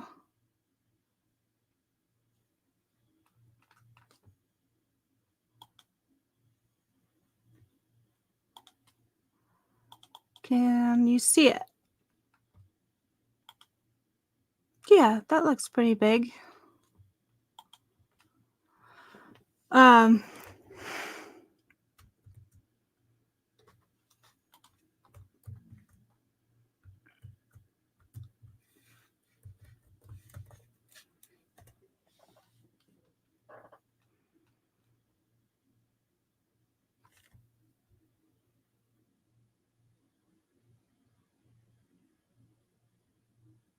I don't know how to tag anyone either, Sarah.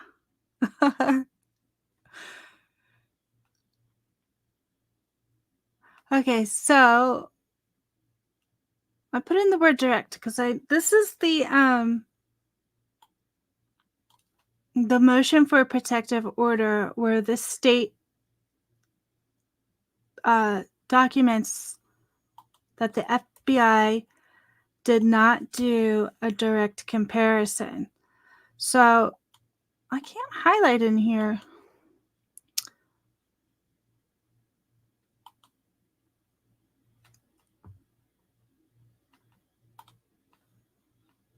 It says the IGG process pointed law enforcement toward the defendant, which they needed to document, but it did not provide law enforcement with substantive evidence of guilt.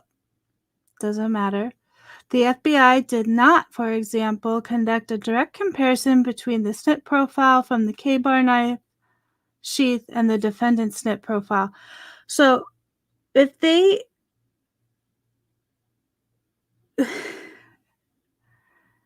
how could they ever identify anyone if they're not actually looking at the genetic materials, right?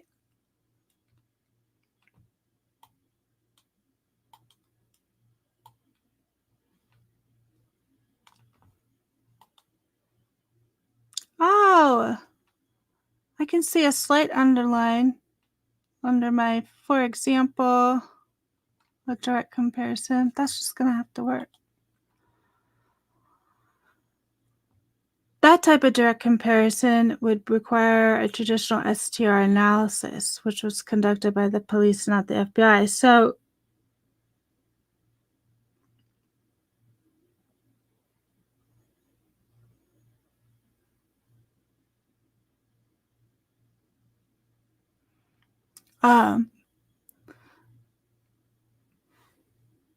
this to me says right here that the FBI never identified Bryan Kohberger.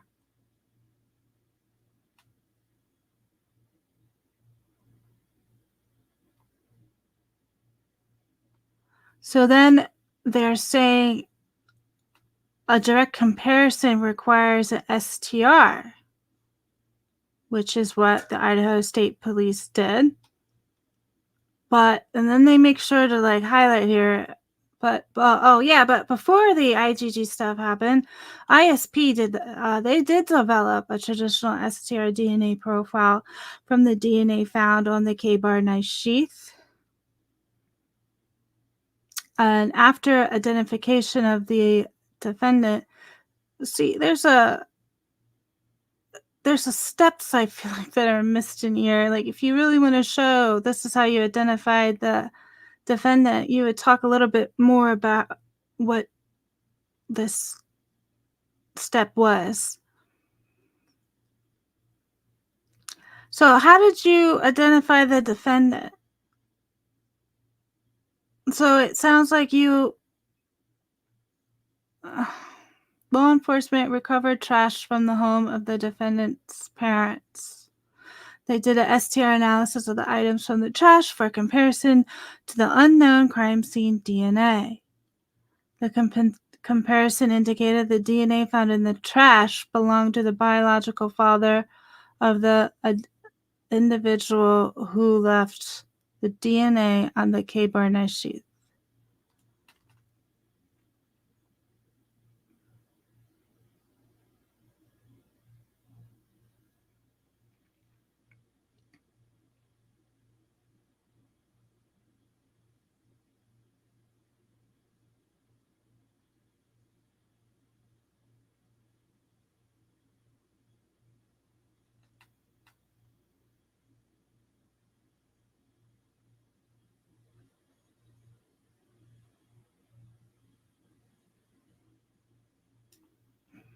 Then it says here a traditional STR DNA comparison was done between the STR profile found on the K-bar knife sheath and the defendant's DNA.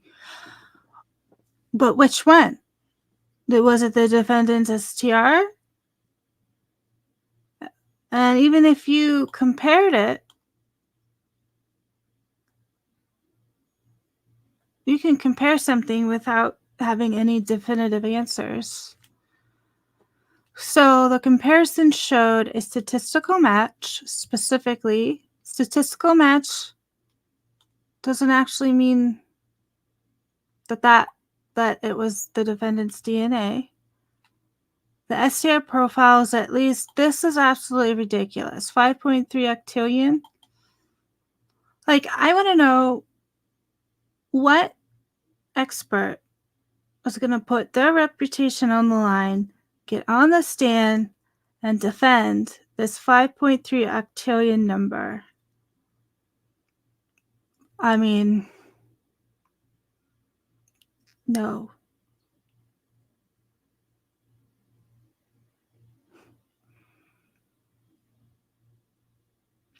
So the STR profile is at least 5.37 octillion times more likely to be seen if the defendant is the source than if an unrelated individual randomly selected from the general population is the source. Right? They better have their notes. So I don't know who they get to write these things for them, but this is kind of written similarly to the PCA where things are not straightforward. They sort of don't make sense. Because was it Bigo Barlow's, like you were saying, Heather, it is a partial profile, a partial trace DNA profile, which is like the worst of the worst. And notice how the state has never said what type of DNA they have, because they're not going to say that they have trace DNA because that's the weakest kind. So they just want people, again, they want people to assume it's like DNA, like strong DNA. Whereas the PCA was written so people just assume the story. And if you've seen Jay Embry's, one of his last videos, he was saying that the PCA is a sales pitch. I agree with him.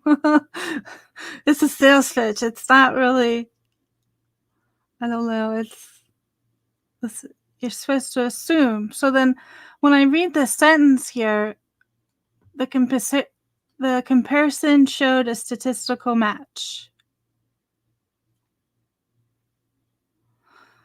So does that mean they're looking at a template of a comparison of what a statistical match should look like? And whatever statistical match they had, the computer program returned that the 5.3 octillion times would be seen if this person was the source. For me, I don't know if does this directly say that the defendant is the source? I don't know if it directly says that, right? And then up here, it has a comparison indicated the DNA found on the trash belonged to the biological father of the individual who left DNA on the K-bar knife sheath. Indicated.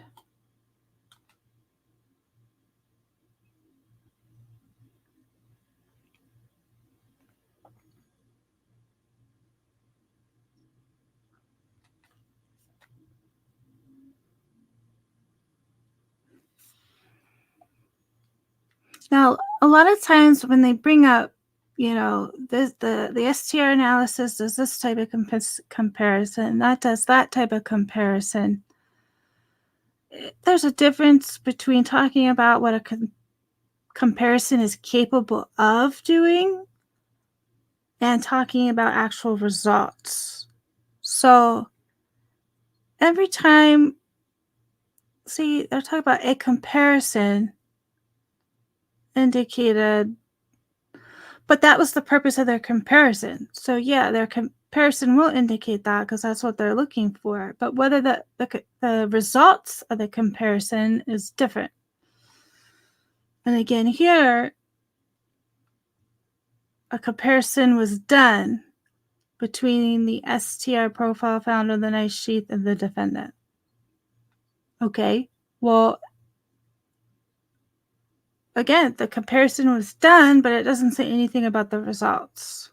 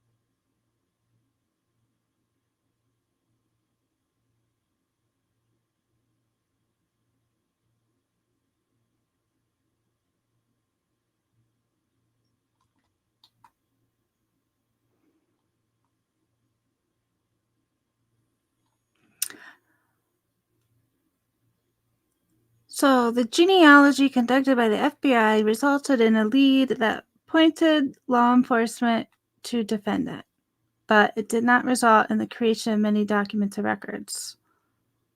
Well, that's weird. For one, Moscow police is supposed to be the lead agency. So, and two, the Department of Justice, they want you to document.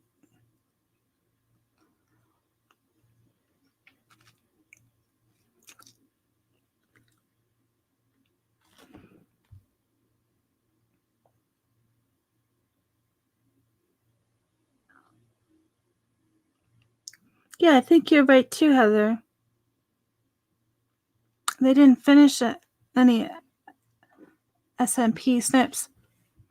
So then, and they had a partial trace profile. And the reason why they went the IgG route, maybe. No, I don't even know that, but Bryan wasn't in CODIS, right? So how did they identify him?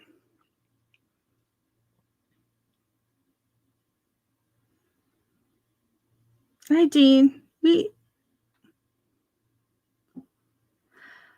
don't know about that. I feel like the PC makes it sound like Bethany was in the house just as long as Xana and Ethan were. But other than that, I don't know. I don't know where Dylan was or when she was there.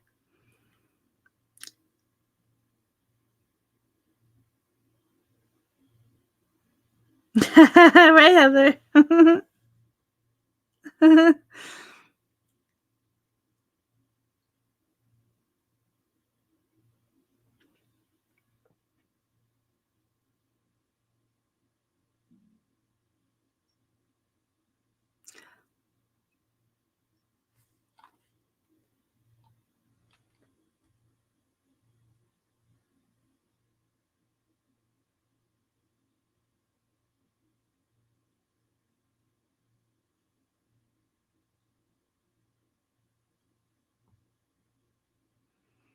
Much of the information relied on by the FBI was only viewed through the user portal and the publicly available genetic genealogy services and other investigative databases. The FBI did not download or create copies of those records. Once defendant was in custody, the FBI removed the SNP profile from genetic genealogy services pursuant to the United States Department of Justice interim policy for forensic genetic genealogical DNA analysis and search, the DOJ's policy. This means the FBI no longer has access to view much of the information it used to create the family tree and cannot view it again without resubmitting the SNP profile to the Genetic Genealogy Service. To the state's knowledge, the only records that reflect FBI's efforts to create defendant's family tree is the family tree itself. Notes jotted down by FBI agents as they constructed the family tree, and many records created the documents and any documents created to document the removal of the SNP profile from the Genetic Genealogy Services pursuant to the DOJ policy. The state has not seen nor does not possess these records or copies of these records.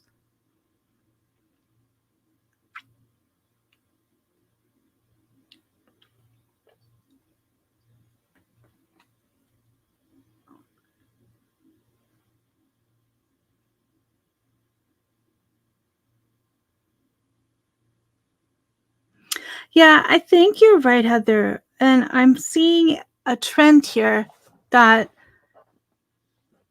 Moscow Police Department didn't have any of the cast data, so then they had to go back and ask the FBI to create it. Something similar here may have happened to the IGG because the state, in their motion for protective order, are saying they don't have any notes. They didn't exist. They don't have them. It's not in their possession. And then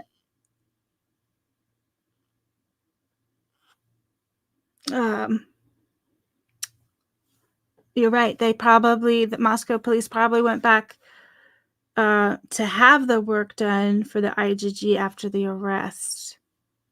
Which is very interesting. Like, why is MPD saying the FBI did all this work when they didn't? And the reason why I say that is because in one of Cy Ray's answers, he thinks Payne saw some sort of mapping, not a cast draft report initially, I think, before he requested the second AT&T record in order to get the call detail records to produce whatever cast thing they have that Anne has now. But initially in the beginning, Cy Ray has said on stand in court, he believes Brett Payne saw mapping, not a cast draft report, because in the information that he was looking at, it would have been out of character for FBI to create a cast draft report with the information that Payne had stated that he saw. So initially, to me, that felt like the FBI, they can't see what the right hand and the left hand are doing.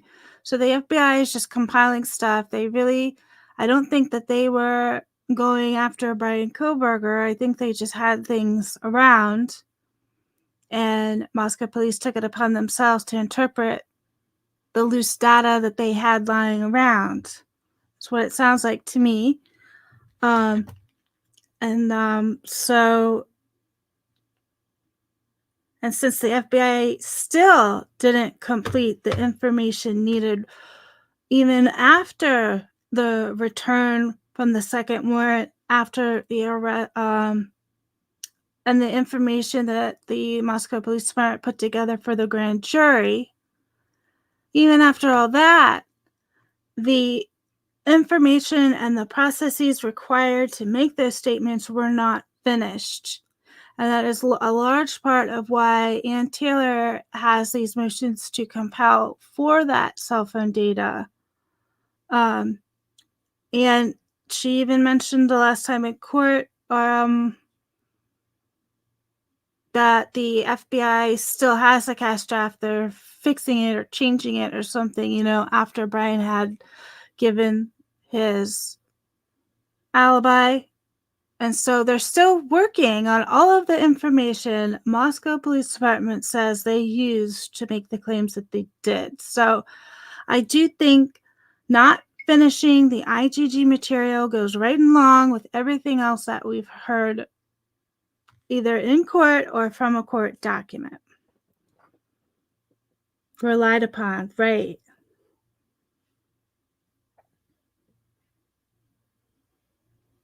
Yeah, like who knows? I wonder if Anne would have requested cameras from the labs. I think she might have. No. Relied upon.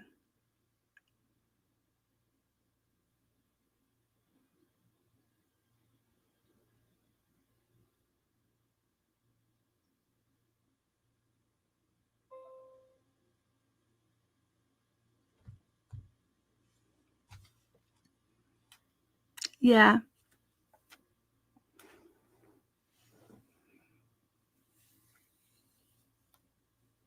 So the state here says they have not seen any documents of the IgG. So then how would the state know if IgG was done or even completed? So it is documented in this document that Ortha made a partial tree. So I think we can assume the prosecution saw that partial tree. So to the state's knowledge, Ortham has a partial tree. But then the state here is saying they don't have knowledge of any records kept when the FBI took over the IgG. Now,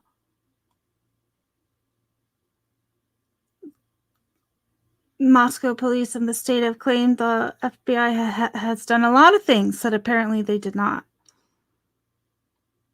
So that's interesting to note. Payne has a crystal ball at his meat locker. Ooh, yeah, he does. He has a faulty crystal ball.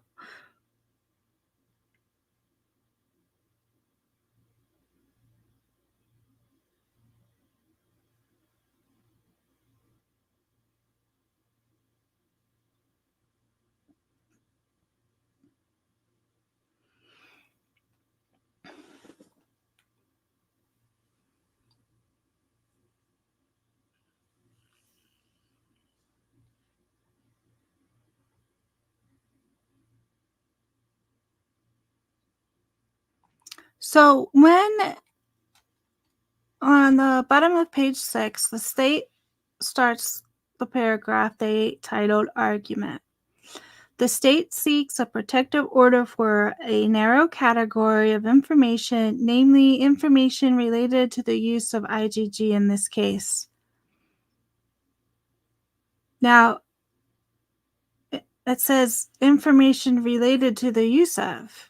So does that mean like the information they want to protect is like a step removed from the actual IgG processes? Like, is there information like emails or texts out there that describe that there's no need to do the IgG because of the partial treat? Like some, what I mean, some sort of communication that would indicate there was no need for the IgG or that the IgG did not lead to Bryan. Because if Ortham only completed a partial family tree, I don't believe they identified Bryan either. So it's really weird how the Idaho State Forensics Lab, they didn't identify Bryan. Ortham didn't identify Bryan, and the FBI didn't identify Bryan. So how did they get to Bryan, right? And again, the way that this document is written, you're supposed to assume all that information. But if you really break down the sentences, they didn't identify Bryan. So, I mean, how is this possible where these law enforcement officers are relying on bits and pieces of data maybe they found because the FBI was like in their precinct, but the bits and pieces of data they're collecting don't lead to anywhere, and they're not the required information you need to make the claims that they're claiming. Something outside of the work product.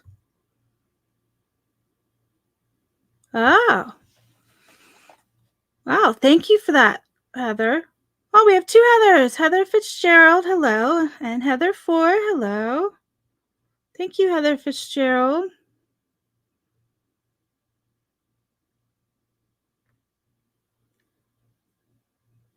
Yeah, I want to see those notes too.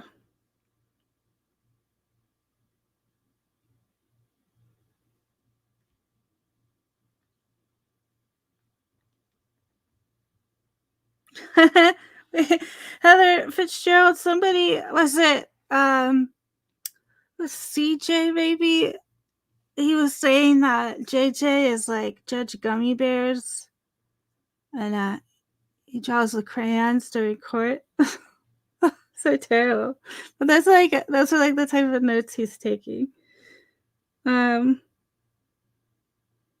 So Heather Fitzgerald, you're saying something outside the work product from the investigative process. Yes. That's what I'm thinking. So I'm sure Anne dug into that, but I think the state tells on themselves sometimes. And this is one of those areas where they're giving it away. Right. There's something outside the work product, or before they get into the IGG, the state does not want the defense to see.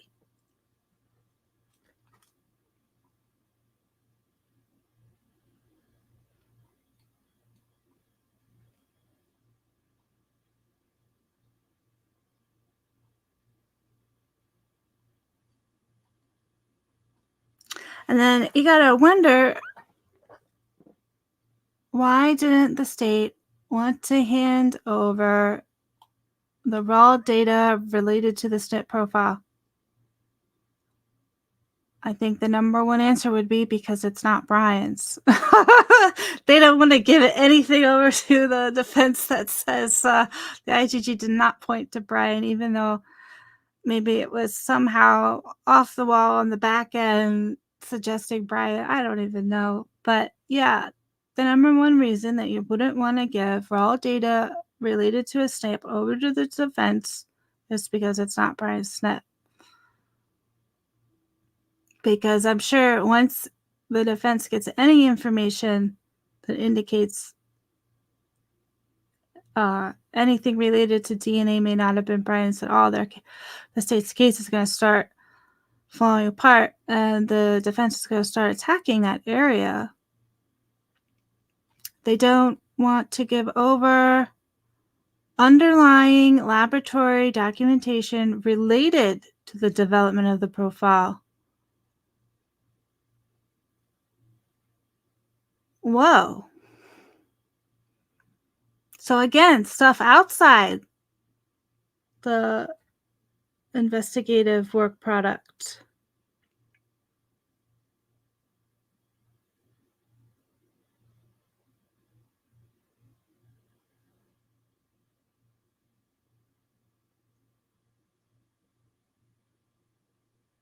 It's discredited. Heather4,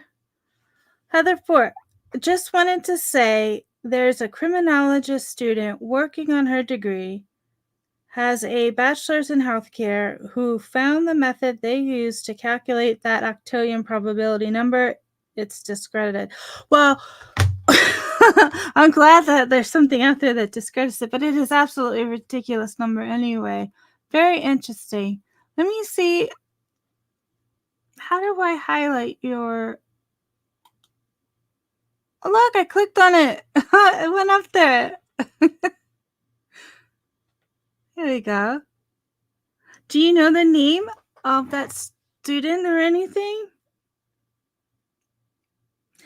Heather Fitzgerald. Bickup Barlow declaration cites certain specific issues. One of the issues seems to be the profile is not full and complete. Right. That's what I read about it too. And that's huge.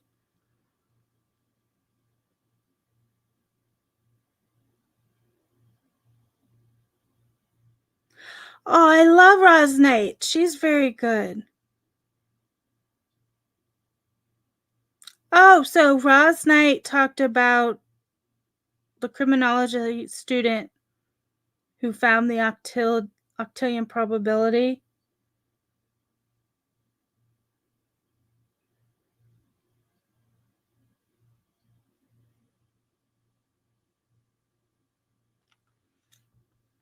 Yeah. Well, if that information is on Roz Knight's YouTube page, I'm going to have to find that because, yeah, if that octillion number was discredited, that's really important information. And, that's just another thing that's piling up on this Moscow's evidence that doesn't make sense. And, it's one thing if it's just a one off, like, okay, that information is not accurate, but that's okay because there's all this other information here that supports their hypothesis. But in this case, everything just keeps unraveling. And, it was really amazing to see Ann Taylor demonstrate with Cyre that the requirements needed to make the statements Payne is making were not used at all. Not at all. Not a one. Really neat.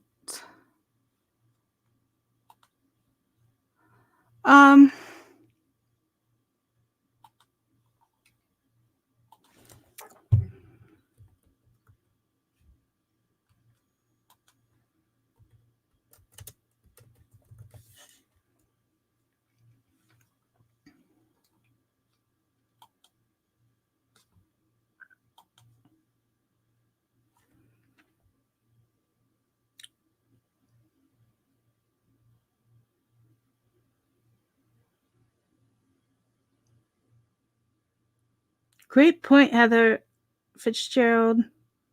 I never thought it was complete either. I'm glad there's others out there who have made that connection as well. And the state's fallacy, yes, that is in Barlow's declaration. She hasn't posted in a while, but it should still be there. Okay. I'm going to read Becca Barlow's declaration again. Right. So Becca Barlow, she talks about the prosecutor's fallacy, where the prosecutor states the test itself instead of the actual results. And so what the state is stating in their motion for protective order is the prosecutor's fallacy. And the prosecutor's fallacy, again, is the test itself, not the actual results. So everywhere in here in this document, they're not talking about any sort of results. They're not talking about any DNA that's related to Bryan Kohberger, because it is the prosecutor's fallacy, and that is documented. Is like, I don't know if that's considered like a psychological phenomenon, but it is something that is documented and well known that does happen, and it probably is also done by accident, maybe sometimes on purpose. I don't know. I guess there's fluidity there, but yes, this is the prosecutor's fallacy in the motion for protective order, and this is the motion that has everything that we know about from the state about the DNA. And the DNA seems to not be complete or accurate. And it's the prosecutor's fallacy. Wow, that's more stuff. There's more stuff just adding up how none of this is right. Page 11 through 39.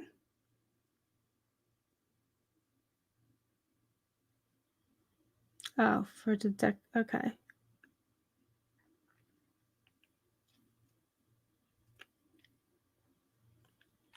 Um,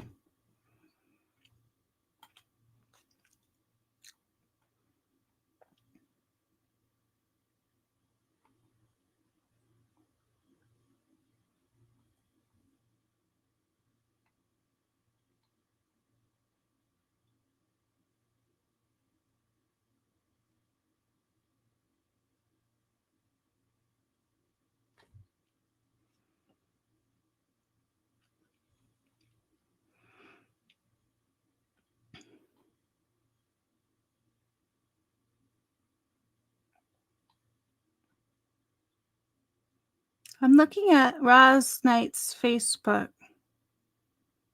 I mean, not Facebook. YouTube.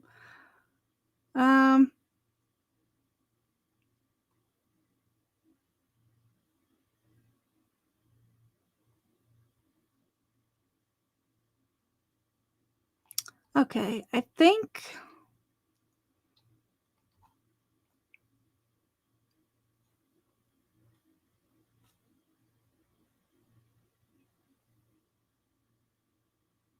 okay, so there's 4 videos here that it could be.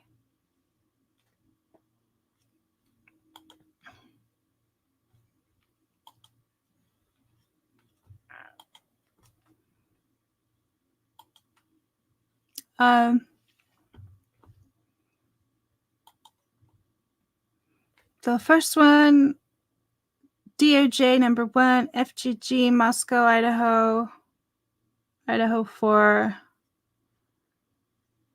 Police Department, DNA forensics, Y-STR versus Autosomal.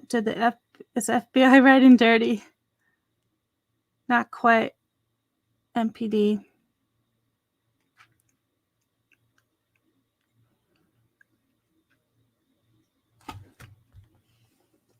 Okay, Heather.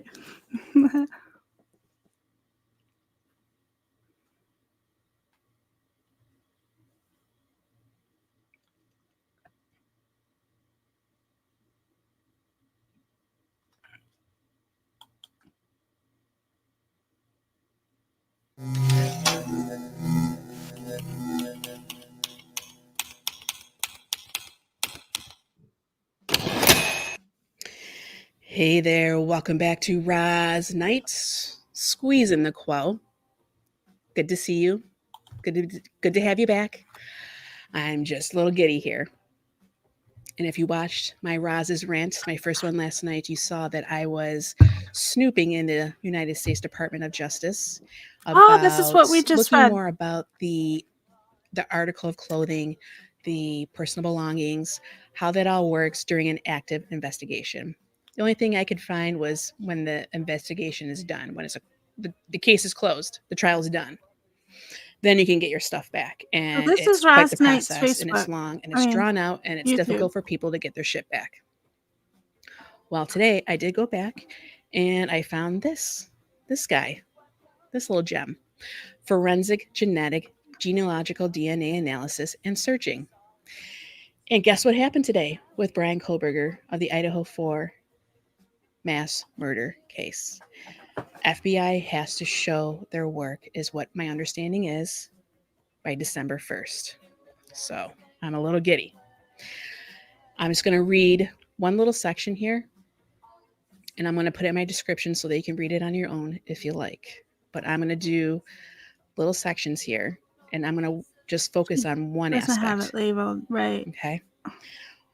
And it's because of my medical background, and it jumped out at me. United States Department of Justice interim policy, forensic genetic genealogical DNA analysis and searching. Okay. And this was approved September 1st, 2019, and is effective November 1st, 2019. So, the purpose and scope. The purpose of this interim policy is to promote the reasoned exercise of investigative, scientific, and prosecutorial discretion in cases that involve forensic genetics, genealogical DNA analysis, and searching, FGGS. It provides guidance to department agencies when formulating a thoughtful and collaborative approach to important interdisciplinary decisions in cases that utilize this investigative technique.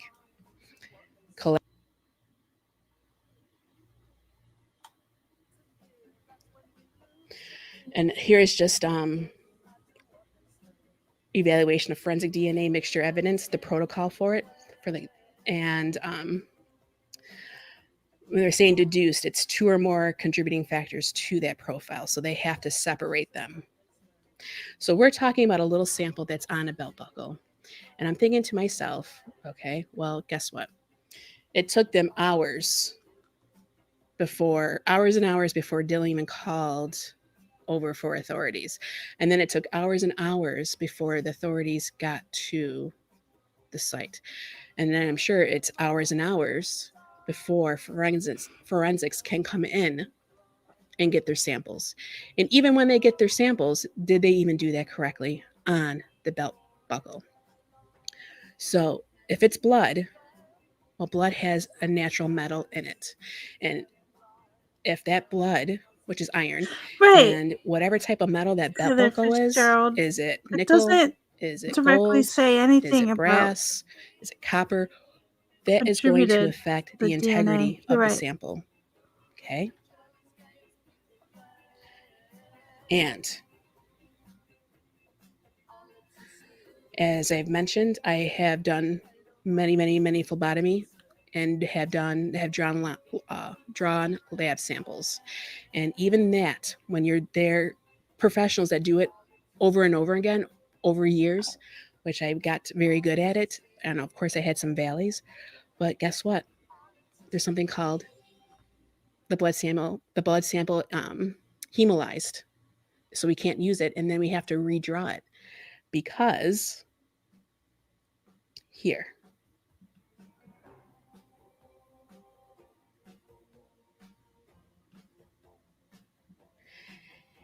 resulting from phlebotomy may be caused by incorrect needle size, improper tube mixing, incorrect filling of tubes, excessive suction, prolonged tourniquet, and difficult collection.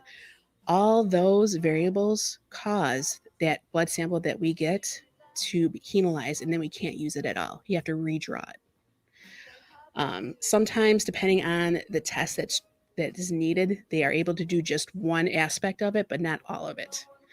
But mostly if it's hemolyzed, they say redraw it because there's more than one type of test that is involved with that specific colored top.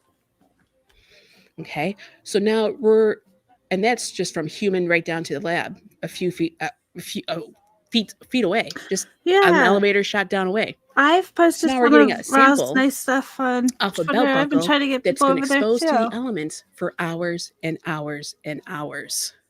The integrity of that sample is going to be compromised. It's going to be fragile.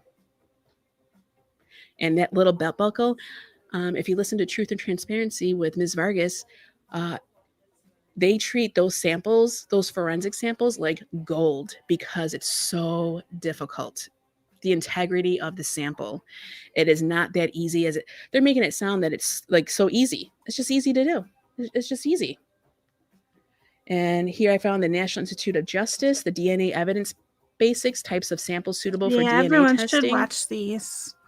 Definitely. It's any biological sample, including liquid blood or blood stains. I'm just letting saliva this stains, part run a little semen, dried semen stains. It's good information. And then I'm going to check the next video because the samples are collected on swabs or gauze or as aspirates.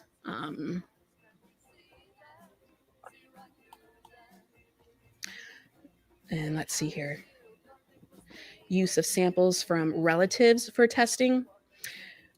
It says here for a child inherits half the DNA from each parent. It is possible to use reference samples collected from close relatives, such as a biological father, mother, and or full siblings, or the individual's spouse and their children to identify or confirm the identity of bodies that have not been identified through other means.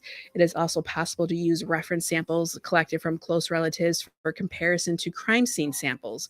For example, in missing body cases where a blood stain or a tissue sample from a possible crime scene can be tested to demonstrate a biological relationship to known individuals.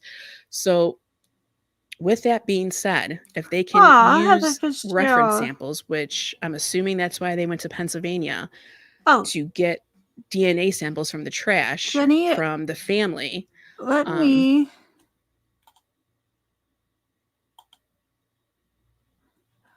Her YouTube channel is called Roz Knight, R-O-Z, Knight, like a knight at the round table.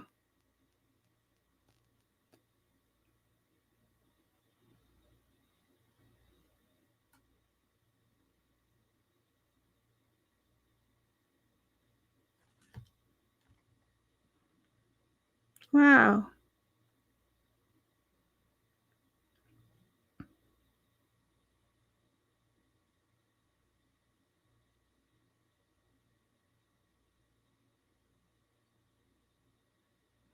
So, was it you, Heather Fitzgerald, that mentioned bone marrow? Is that something you need to do? Oh, well, yeah, Roz Knight. Now we were watching.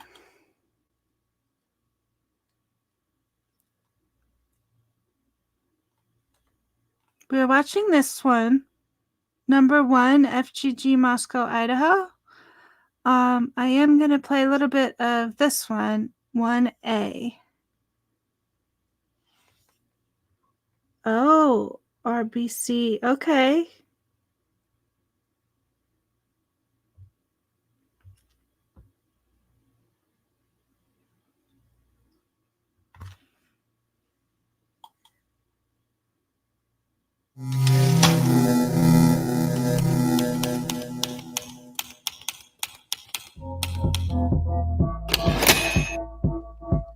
Hey there. Welcome back to Roz Knight squeezing the whoa. Waddy waddy woo hoo. Almost 3 subscribers. Almost 300. Excuse me. 300 subscribers. Thank you all for their kind, thoughtful, heartfelt comments. Honey bunches, smoochy boochies. Love it. Appreciate you all. Moving forward. Enough of the sap. Let's get back to business. So my last video. Thank you for the explanation, Heather the first Fitzgerald. of the Sorry you have to go through that, Department but of Justice it's absolutely forensic genetic fascinating. genealogical DNA analysis. They We are carry going the to oxygen continue all looking the at the places consumption of forensic it samples. needs We're to going to be look at covered. forensic samples. Oh, okay. We're going to still look at that before we go any further, because we have to fully understand about the forensic samples in order to understand what the hell is going on here. What kind of shit are they trying to pull? So I think it's this with that being said, episode. let me show you what I was remember able Roz to talking about navigate in order to understand for my own personal sanity. the So what I found was Octillion number. After looking at that, I went Compare ahead and needing I to saw find other a match people to were looking at this. BKIGG. And I don't Many know how people would anyone match can make if any you sense needed of a what the fuck this donation. is. I mean, I'm sorry, but Interesting. I started reading it and I was losing my shit.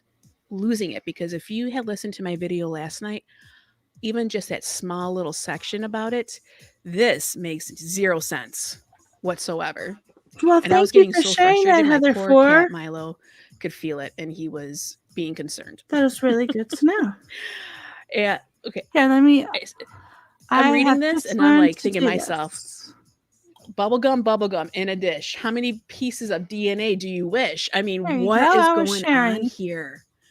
November 13th, 2022, 4 University of Idaho students were found murdered. As part of law enforcement investigation to the homicides, the FBI employed the use of donor wouldn't investigative match genetic 100% genealogy, to IgG, your profile, using but DNA they located would on a need to K-bar match a sheets certain found at the crime percent scene. to be Through the considered as a IgG donor. process, the FBI constructed a family tree. Why did they jump right to that? If you remember from the video yesterday, you'd get the DNA, and then if you have lacking, which they were going to because of the belt buckle, then you do that. You have to do building blocks. But how many family trees of individuals were on there? Because if you think about it, you have Ethan, Xana, Maddie, and Kaylee, plus the person who did it, who they're saying is Bryan Kohberger. All of their DNA is going to be on that one little belt buckle. And then you had to separate them and figure it out. Well, we know who's at the crime scene, which is the 4 of them. So you can take them out. So how many family trees did you have to do? I think they're using the term Bryan Kohberger match very loosely as well, without having his DNA at first. So then the FBI then sent a local law enforcement a tip.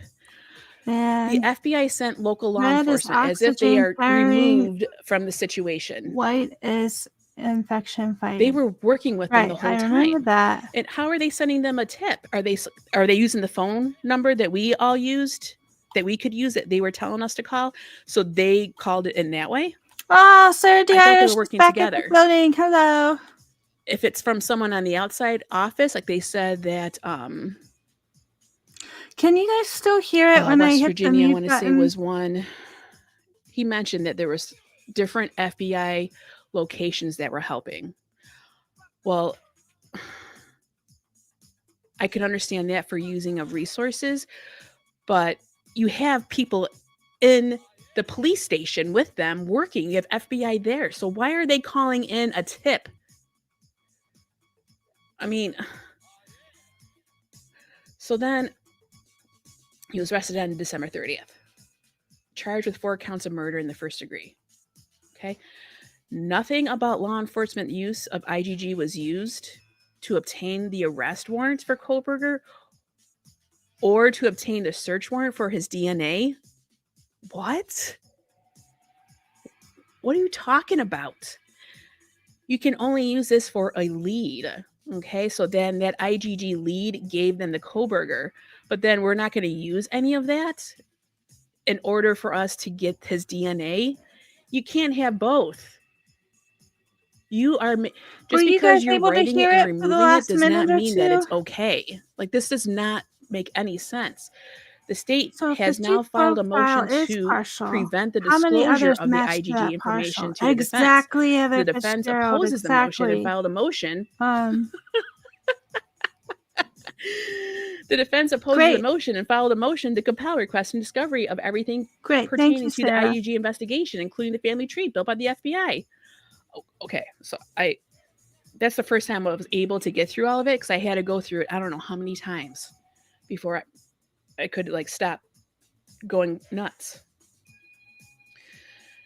Well, So we're after glad you're reading here, that, I was Heather like, oh, 4. That's well, awesome that you let's- can bring your let's start building our own your little medicine case. Let's look background here into too. and get our own reference can all points learn and from resources you. to see what the hell's going on here. Yes. We're going to have to go on a journey. So I went ahead and I started looking and I found, I'll tell you the order of how I found the things. First, it was that after we had did this, I was like, okay, now I'm going to have to start really looking. So then I found this first. They wouldn't even need to be a relative. Wow. And this is the National DNA Index System, the NDIS Operational Procedures Manual, FBI Laboratory, May 1st, 2016. Okay. And this, I just looked at the table of contents here. So it's about quality assurance standards for federal DNA, audit requirements, laboratory, approval of NDS participation, suspension of laboratory from NDS, CODIS administrator, CODIS Right. user. If it was partial, DNA plenty records, matched. federal. Okay, so we'll definitely use this as a resource. And that's as a why I reference couldn't point match to as that we are probability. learning about Exactly. this. Linkage of DNA record with criminal history record information not permitted. Yes, I Retention remember and hearing removal of that DNA same records thing. I at was just going to say, NDIS, we don't know what expungement. the sample Okay, size so I'm was, like, all or right, like that's a keeper. I'll what put the my little requirements picture behind it. Let's keep going. for the population that they So then I went calculated it ahead in. and found this. Okay. And this is the District of Columbia Department of Forensic Sciences DNA report wording guidelines. Okay, so we are getting the FBI's report. And here are the DNA report wording guidelines. Table of contents, scope, background, safety, materials. It is absolutely terrifying that they can calibration, hold procedure, anyone sampling, calculations, uncertainty for of misleading measurement, limitations. trace DNA. So the scope, analysts should follow analysts. That's should exactly why I follow the don't think guidelines listed trace below DNA when should writing allow to be DNA used for reports. conviction. Background, It should to be used for establish the practices for exoneration, cold documenting the cases. examination of And if evidence to conform to the requirements of the can do Department of those Forensic cold cases Sciences, and they do see Forensic somebody, Science the Laboratory, FSL, perpetrators Quality DNAs Assurance at multiple Manual. crime scenes. The and they accreditation clearly draw standards. a line that is a repeat This offender. is huge. The Then accreditation okay, in that case, standards trace under DNA might this be and any supplemental be standard. used to convict. When But it it's says gotta be very accreditation standards, strict guide. you better fucking follow. That's like JACO. That's all of that shit. So you need to follow that. Okay. Then I end up finding this. And here is September 2016 Executive Office of the President's Council Advisors on Science and Technology. So this is the report to the President of the United States, Forensic Science in Criminal Courts, ensuring scientific validity of feature comparison methods. Okay, so I was like, oh shit, well, here we go with that. Okay. There's who's all involved, and it's all about the PCAST. Okay, so let's go So back. why is less accurate? Is that like the paternity test? Do you know?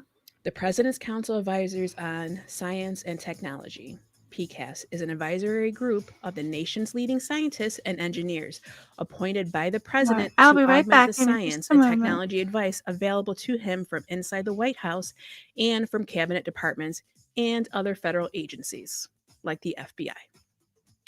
PCAST is consulted about and often makes a policy recommendations concerning the full range of issues or understandings from the domains of science, technology, and innovation bear potentially on the policy choices before the president.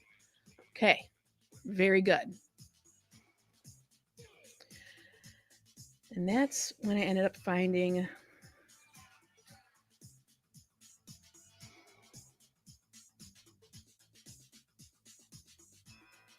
this. Okay. And I started reading it. Oh my.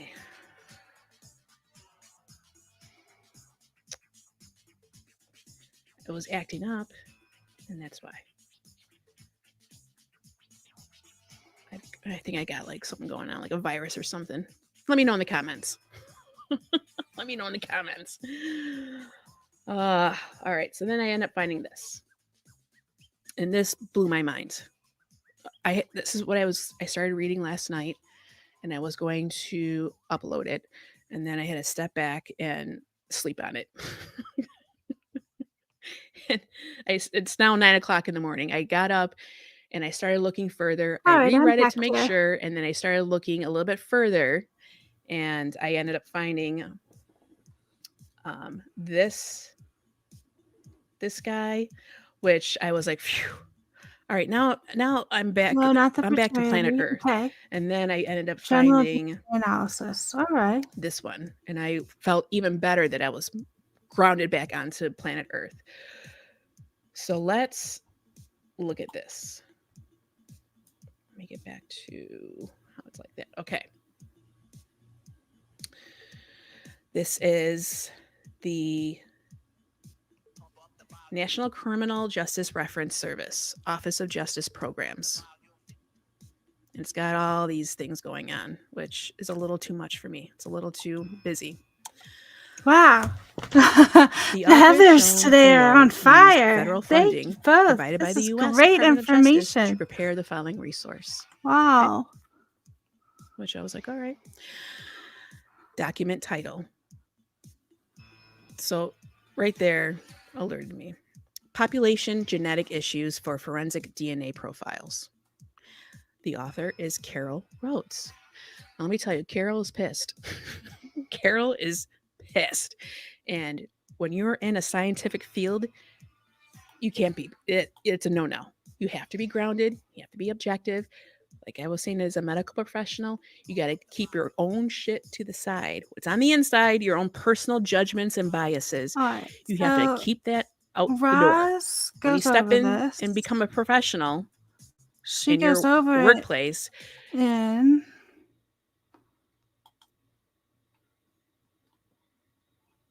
this one.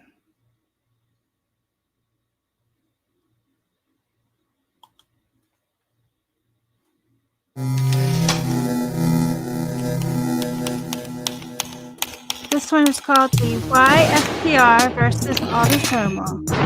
This FBI writing dirty 1B DNA Bryan Kohberger. Let me shut up! Hey there, welcome back to Roz Knight. Oh, Squeezing it's Carol, the I gotta quo. go back. 350 subscribers. Oh my God, hold on. Buddy, buddy. We found it. Ooh. Honey bunches, smoochy boochies.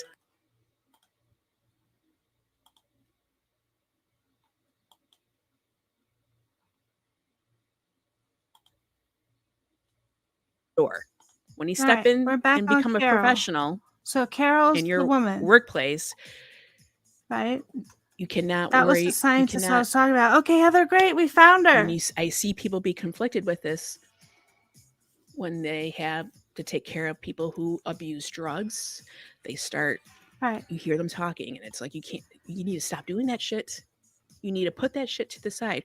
Or Heather Fitzgerald. known If sex the offenders data will come in, never support the when I cast worked maps in the inpatient state psych, presents, you and need to no keep that footage shit to the of side. the You have to be identified objective. You 2015 have to treat Elantra them with as BK if inside it's a body. exists, no Okay? footage of his route in and out All of that shit is to Moscow, the and a side. partial Yes, you bring profile. in other It's absolutely human no aspects to help evidence treat so you whatsoever. can get a complete understanding. But first, you have to look at them Like, objectively. allegations For aren't example, evidence. they come in with a Like, fever. that's- I don't I fucking feel care like right now if Payne they made abuse allegations, drugs, that's but it. I have to look at It it doesn't because have they anything do. to support Is them. that a rational So, why yeah. they have a fever? Do they have an infection someplace? Is it I bacterial mean, because of the type I of hope drugs all they of use? this is shown That's in what court. that's how you look at it. Okay, that's the best practices. That's best practices. So this right here is Carol is pissed, and we'll see Yes. why. We'll get into. Tony says, yes, I am It was interested in received whether the April lab tech did the 2022. Bryan Kohberger DNA to the This sheep resource DNA has not match been in published a by the blind U.S. Department of comparison, Justice. or if they knew whose Okay, DNA so it was. the U.S. Department of Justice Interesting. has nothing to do with this. Okay, this resource is being made publicly available through the Office of Justice Program's National Criminal Justice Reference Services. Opinions or points of view expressed are those of the author and do not necessarily reflect the official position or policies Facts ain't of the U.S. Department of information. Justice. Right. Boom, right Do you there. watch that Surprise Witness So too? what this is saying that the U.S. Department of Justice, Okay. right there, has All right, nothing so to Heather do for with saying the that opinions. Roz might talk about Carol. She's the one who discredited the Of Octillion? this Or she's the author, one that Carol. was discredited? Carol's pissed. She's pissed. Oh, maybe she's the one that was Carol discredited. got questions about her validity. Oh, And here it is.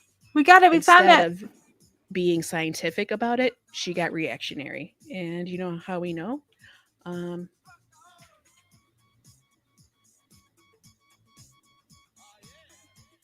Well, let's just go through this.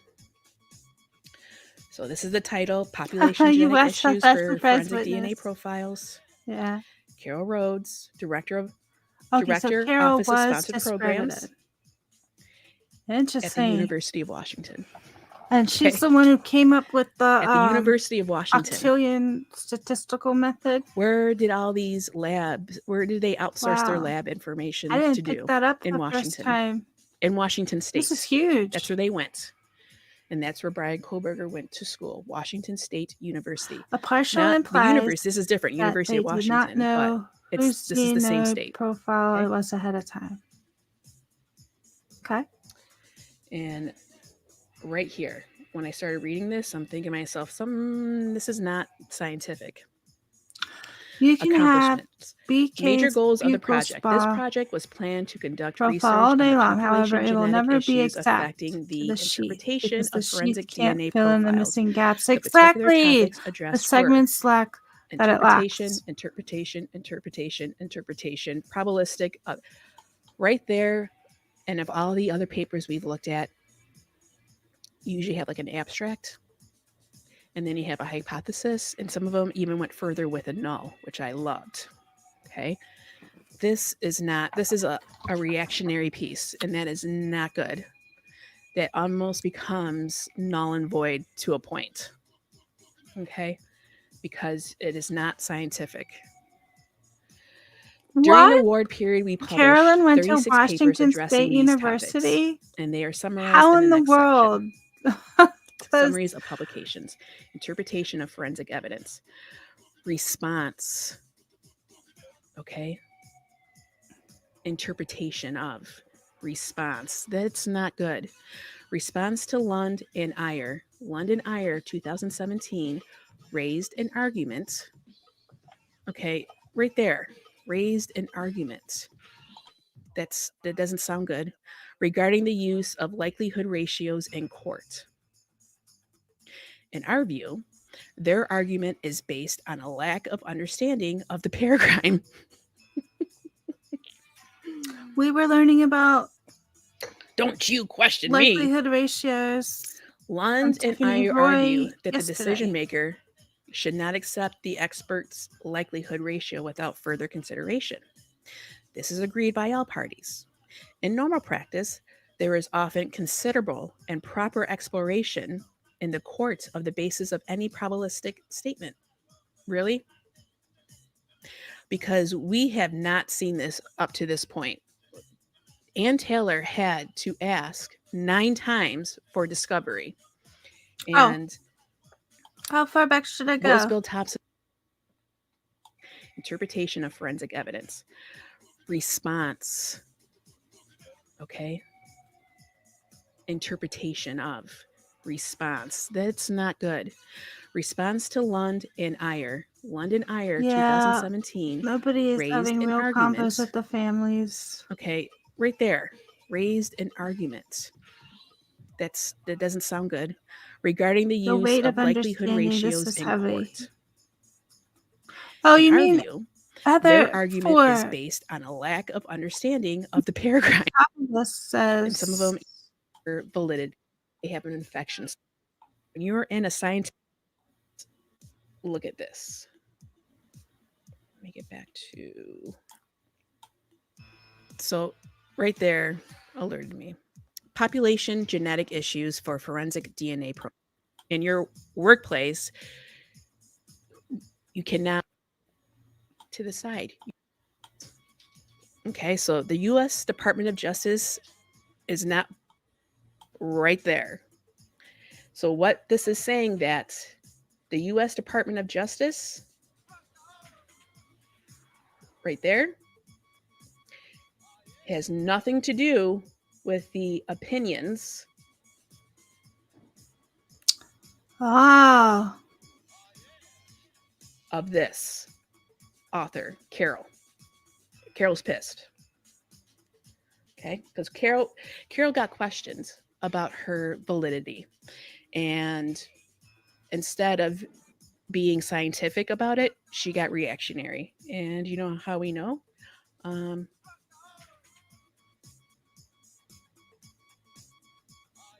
right.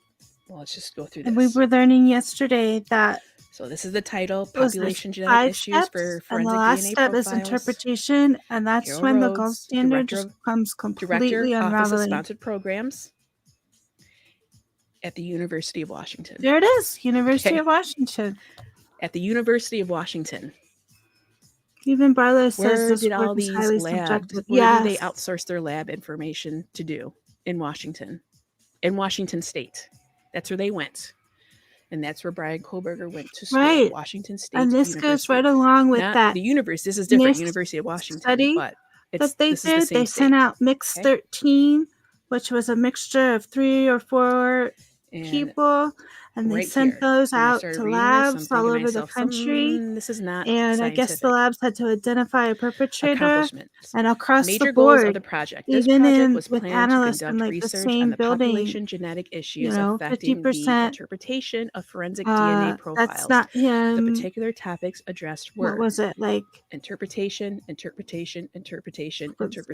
probabilistic. 40% said I Right can't there, tell if that's and of him, all and then the other papers we've looked 25% at, said that's him you to a have like an abstract, 99.9% and then you have a hypothesis, and some of them certainty. even went further with a null, which I loved.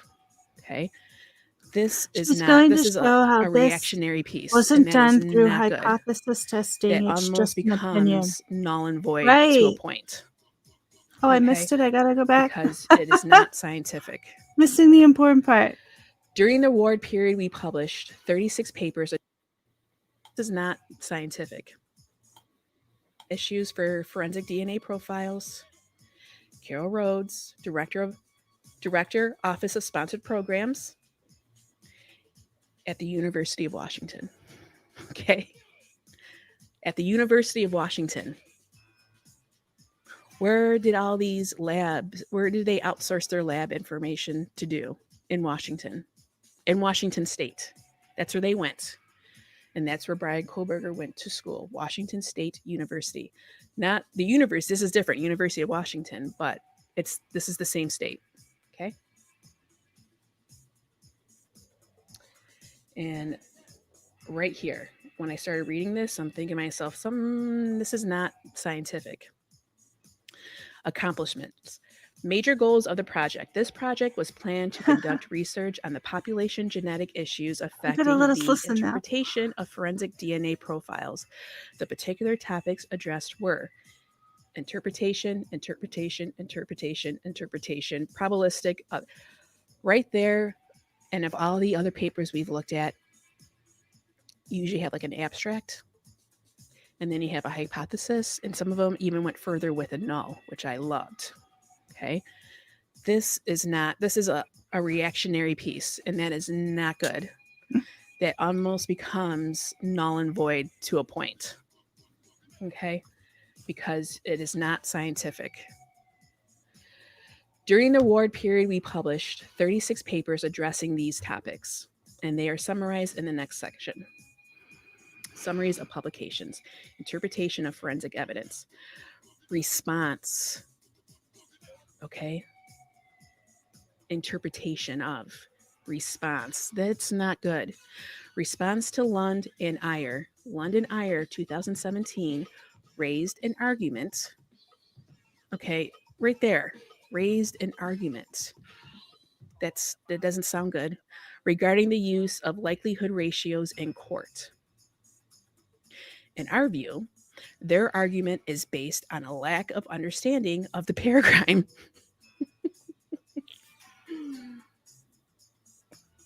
Don't you question me. Lund and I argue that the decision maker should not accept the expert's likelihood ratio without further consideration. This is agreed by all parties. In normal practice, there is often considerable and proper exploration in the court of the basis of any probabilistic statement. Really? Because we have not seen this up to this point. Ann Taylor had to ask 9 times for discovery. And what was Bill Thompson saying the whole time? Don't know, we're just following the guidelines, privacy. Okay, so there was no exploration going on whatsoever. It was being held tight to chest. We concluded that Lund and I argue against a practice that does not exist in which no one advocates. God. Further, we conclude that the most informative summary and evidential weight is the likelihood ratio. We stated that this is the summary that should be presented to a court in every scientific assessment of evidential weight, with supporting information about how it was constructed and on what it was based. When I initially read this, I was like, holy shit. Carol is pissed. This is like a fuck you piece. This is what she's doing. And then she goes into the history. So here, as I'm reading, I was like, some of this is okay. I can follow some of this. I have a science base for myself, so like the language. But when it's like wishy-washy a bit, and when you're interpreting things, wishy-washy is not good. That's a sign. That's a flag. That's a red flag. So some of it she does go into that. You got the LRs, which is the likelihood ratios. Some of the things that she was saying, like with the halo I've heard Vargas talk about Ms. Vargas. So I was getting some of those reference words. Okay. And talking about right here, the halotype frequencies. And like the lineage markers, the halotype frequencies, okay, the Y-STR, okay, and the alleys.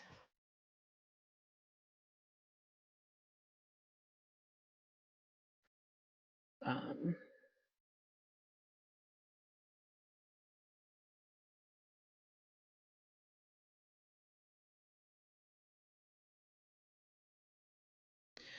so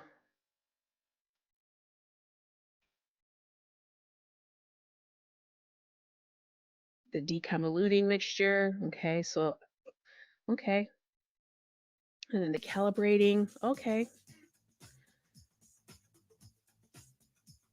and then once you get the two mixed, like when you have a sample, it's going to be mixed, and that's what they said in the court document that we just read, that bubblegum in a dish. How many pieces of DNA do you wish? So you have to separate those samples, and so they talk about that, and the inclusive, okay, and exclusive, okay. So it was like understanding bits and pieces, and here the stuttering, the allelic stuttering, okay. And then they started throwing out these numbers, like these percentages, and I'm like, what in the hell are they? Do we have 3 Heathers in here? So where are they getting these percentages from? Like, what's the methodology? Like, I didn't see anything on here that said methodology, abstract, please. Nothing like that. Okay, and that is important. Oh, there's 4 of them.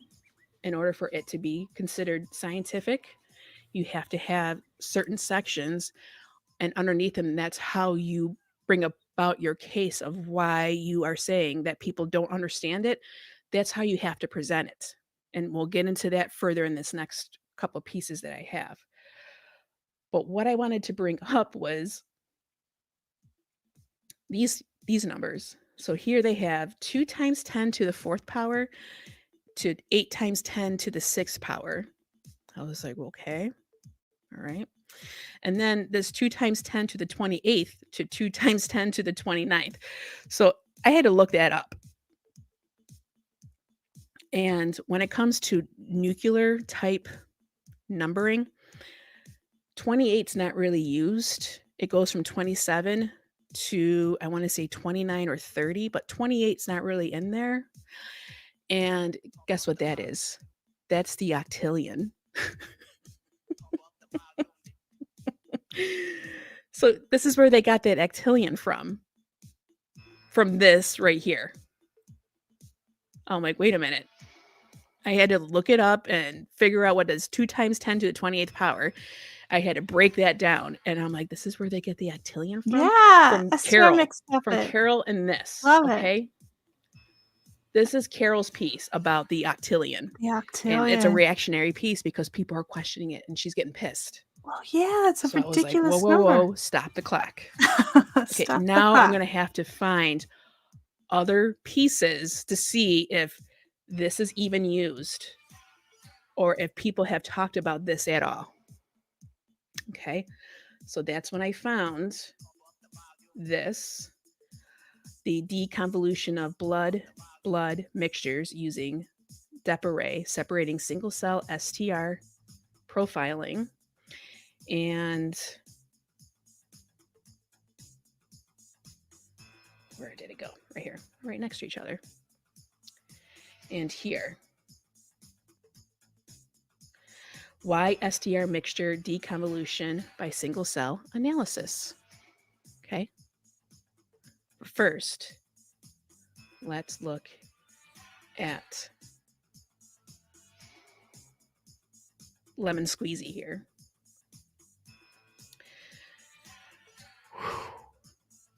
And I was happy that I found this because it brought me back to earth. After reading the Octillion of Carol's reactionary piece and the court document, and see how it's written already. And this is it's an article though, but it has a DOI number.org, which is what you want. Just 2018 introduction. See this? Technology, single cell profile, study design, material and methods, cell separation, DNA extraction, results and discussion. See how that's done? This is literally a rant. Look at that. Well, I mean, it's what is that? It's just a rant. It's not very scientific at all. Let me show you the other one to show. Just to give you this is the Y-STR, and this is from Journal of Forensic Sciences. Okay. And yes, it's from the University of National Center for Forensic Science, Orlando, Florida. And I had to take away my biases of Florida. Right now,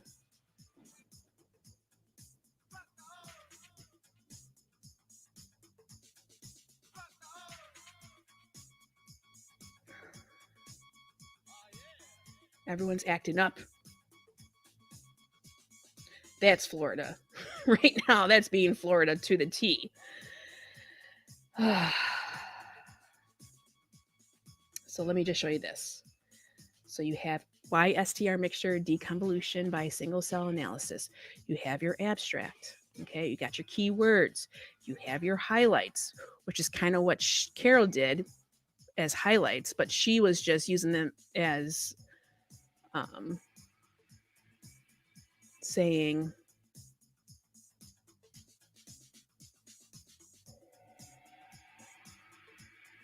interpretation, not highlights. She's just being not being very scientific.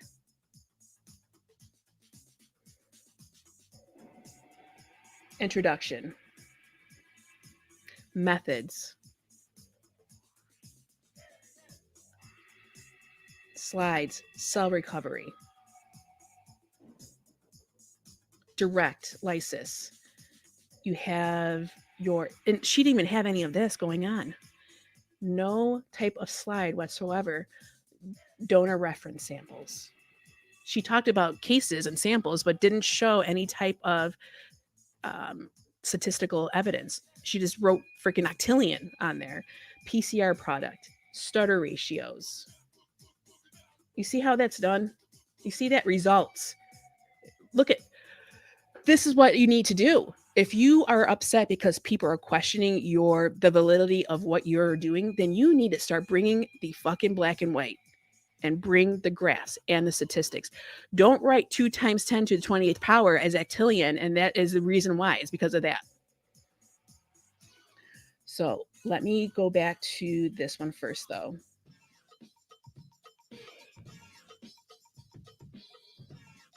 Because this...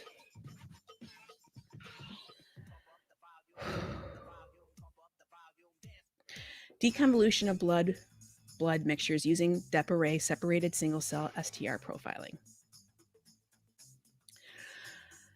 Introduction, mixture deconvolution. Mixture deconvolution is a main topic in forensic DNA investigations because routine cases involve a lot of mixtures and short tandem repeat STR profiling leads to mixed DNA profiles. Makes sense to me. With the exception of mixed profiles showing a major component or 2-person mixtures from whom one contributor is known and the alleles from the second could be deduced. For most of these mixtures, the unambiguous determination of the alleles of a single contributor is not possible. Okay. Boom. Therefore, Not mixed possible. profiles can mostly be used for direct comparison of profiles from known persons. So, right there,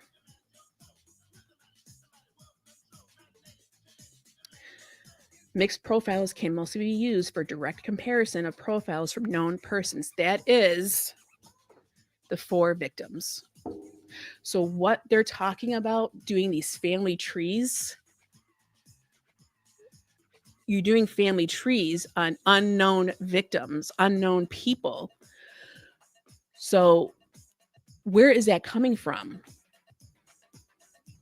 A comparison with national databases, which is the aim of almost all investigations in cases where no suspect could be determined, is only possible for some selected national databases. In general, for searching national databases, single person profiles are needed or at least preferable. Moreover, mixed profiles are more complicated to interpret and statistically evaluated than a single source samples. In summary, deducing single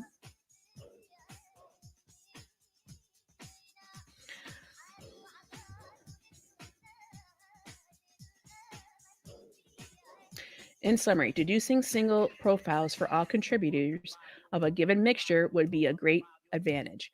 For these reasons, several methods were developed by forensic scientists aiming to split mixed stains into their different cellular components.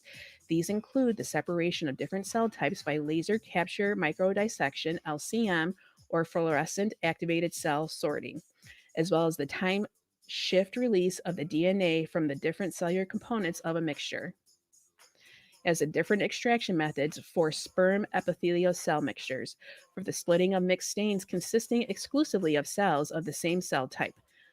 Some other methods may be helpful. For example, the use of anti-human ABO and CD45 antibody-coating microbeads combined with centrifugal separation for the isolation of white blood cells originating from donors with different blood groups. Okay. As further approach, the sex-specific labeling of cells combined with laser microdissection is used for the isolation of cells from a male and a female contributor. Moreover, some probabilistic models included in statistical software programs were used for mixture deconvolution. So right there, what I just read is how you do forensic scientific paper. Okay. Compared to Carol's and comparing to this, do you see the difference? And this is at the Institute of Legal Medicine, Ludwig Maximilians University, Munich, Germany. Okay.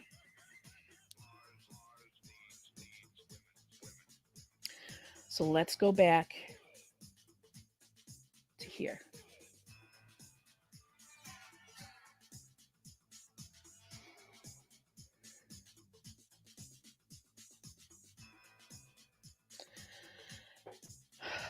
So this was received July 19th, 2022.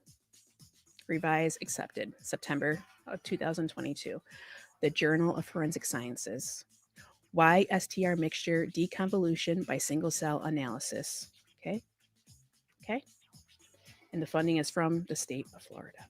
Okay. Abstract. Since Y-STR typing only amplifies male Y chromosomal DNA, it can simplify the interpretation of some DNA mixtures that contain female DNA. However, if there are multiple male contributors, mixed Y-STR DNA profiles will often be obtained. Y-STR mixture analysis cases are particularly challenging, though, as currently there are no validated probabilistic genotyping (PG) software solutions commercially available to aid in their interpretation. One approach to fully deconvoluting these challenging mixtures into their individual donors is to conduct single-cell genotyping by isolating individual cells from a mixture prior to conducting DNA typing.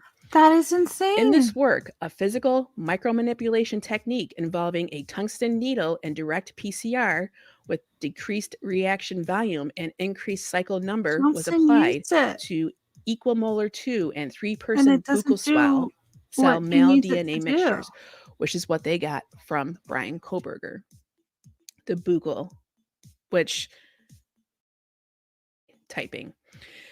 In this work, a physical micromanipulation technique involving a tungsten needle and direct PCR with decreased reaction volume and increased cycle number was applied to equimolar 2 and 3 person buccal swell cell male DNA mixtures, which is what they got from Bryan Kohberger. The buccal, which apparently using the FBI tree as a lead, or using those trees, was not used in helping getting Bryan Kohberger or his DNA.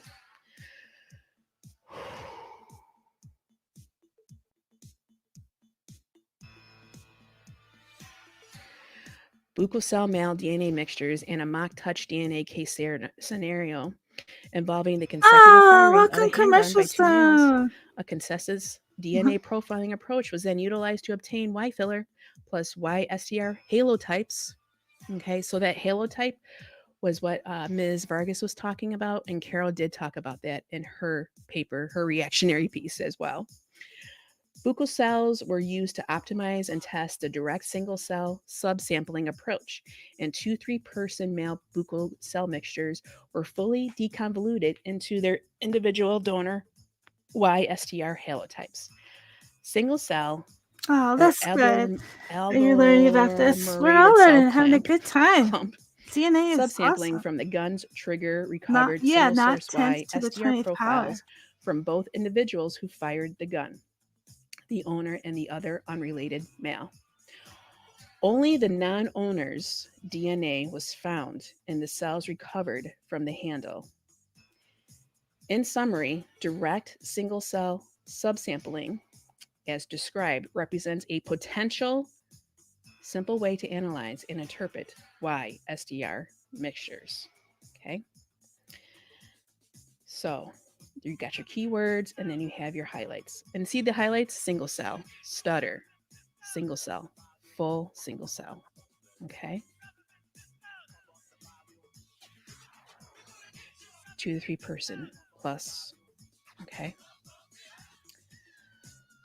So Yeah. just a little bit How further, odd and then one's I'm going to end it here. prosecutor. Introduction.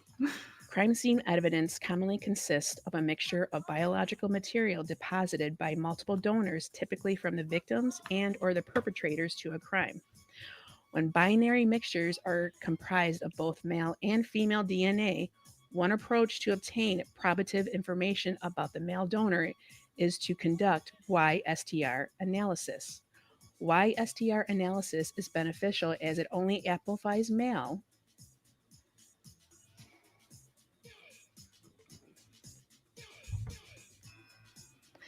DNA present on the Y chromosome, and any female contributor's DNA is not amplified.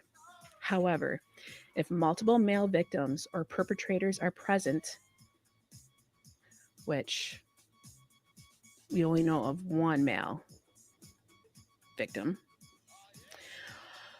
or perpetrators are present, mixed DNA profiles can still be obtained even with the use of Y-STR analysis. In those instances where it is not possible to discern major and minor male contributors, this can cause difficulty in assigning a statistical metric in support of an inclusionary finding that a specific donor's DNA could have contributed to the Y-STR mixture at hand. This difficulty primarily arises because Y-STRs are inherited from father to son as a chromosomal sized multi-locus halotype block, with all males from a paternal lineage possessing the same Y-STR profile, bearing mutation, and teasing out the genetically linked multi-locus profiles from each of the donors is challenging. Okay. Currently, for example, Swagdem has not Oh, thank reached you, a Heather, for consensus on or prescribes an yeah. appropriate I watched statistical them a while approach ago, but for Y-STR halotype I don't mixtures. remember a lot of it. Due to the inheritance of Y-STRs as a halotype, the use of a Y halotype reference database is required for analysis. Oh, In assessing the evidentiary significance of a Y-STR profile, an estimate of the rarity of a Y-STR halotype in the population is commonly determined by practitioners using the counting method, in which the number of times a Y-STR profile appears within the database is used to obtain a conditional probability. Although other methods beyond simple counting Y-STR halotypes for single source male samples, such as the discrete Laplace DL and Kappa methods, have been recommended, which is what Carol was talking about. The Kappa method was in there. While these halotypes databases and the counting yeah, method are definitely relatively a easily different and used better for the understanding analysis of of it. single source DNA profiles, their use with Y-STR mixtures become much more complex and impractical. Impractical. Okay? Becomes more complex and impractical. That's why with that octillion, that is not practical. That is not within the realm. That's not within the scope. It's impractical. Carol. Especially if distinct major and minor contributors are I not think it was present. For Washington Y-STR mixtures, University. several interpretation solutions that have been Carol proposed, was including, for at. example, a DL-based approach, a halotype-centered likelihood ratio derivation method, and an ingenious adaptation of the existing mathematical theory of autosomal DNA mixture interpretation to the halotype situation. DNA mixture deconvolution is inherently challenging, even without considering the difficulties described with Y-STR analysis. And this is primarily due to overlapping alleles shared among donors and the presence of artifacts, such as stutter, which is what Carol was talking about, that are often tough to differentiate from true alleles. The challenges are further exacerbated with an increase in the number of donors and the presence of stochastic artifacts caused by low template DNA contributors. In order to account for these factors, probabilistic genotyping software is now routinely used in autosomal STR That would be mixture interesting to analysis, see if and she is it linked, allows for Heather. less analyst subjectivity. Less analysis subjectivity, and considers and accounts for factors such as stutter, drop-in rates, amplification, efficacy or efficiency, and peak heights. However, Right. currently there is no available PG method to address Y-STRs, leading to further difficulty in analysis, although some are in the developmental stages. One approach to deconvolute these challenging mixtures into their individual donor constituents is to conduct single-cell analysis by subsampling individual cells from a mixture prior to conducting enhanced DNA typing. The goal of single-cell analysis approach is to retrieve single-source DNA profiles from every individual contributor to a mixture and has previously shown promise to deconvoluting a STR mixtures, as well as some sperm-containing Y-STR mixtures. In the present work, we apply direct single-cell subsampling analysis to retrieve individual donor Y-STR profiles from equimolar to in-person DNA, buccal cell spot mixtures, and simulated touch DNA cases. There you go. So Carol's methods are subjective and it's impractical. So here in that other study, sperm cells were used. This one, sperm cells are used. Do you know why sperm cells were used when it comes to DNA and how that's the best source? Because of the viscosity of it. You know, it's not as fluid as blood. Blood is thin compared to collapse. ejaculations. Ah, Okay, that substance. yeah, they didn't do It any of has their a work lot more viscosity correctly. to it. It is thicker. And what's inside of that is sperm cells. And sperm cells are really large compared to a single blood cell. Okay, it's a large cell, so therefore you can get a lot of information off of it because of the size, and it ends up saying it's, and the sperm in itself can be used because it, as with blood, it's thin. So with outside environments, with it being exposed to the outside environment, its fragility is there.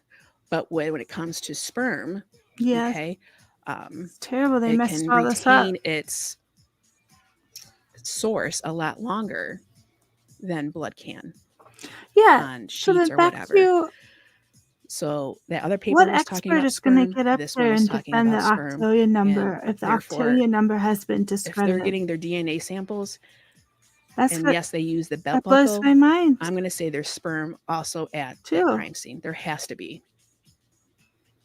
There has to be. It has to be a sperm donor. Otherwise, they're just making shit up as they go. Well, I was going to say that too.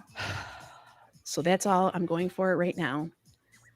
I'm going to go Okay. ahead and put the documents that I went over. I'm going to put that in the description, and we'll go through the rest of the Department of Justice here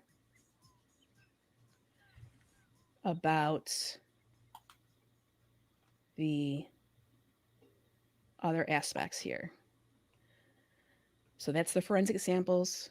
Now we'll look into the privacy interests, okay? And then the law enforcement's ability. So let me know in the comments what you think. Until next time, Yeah, intentionally we'll messed talk up. to you then. Right. All right. So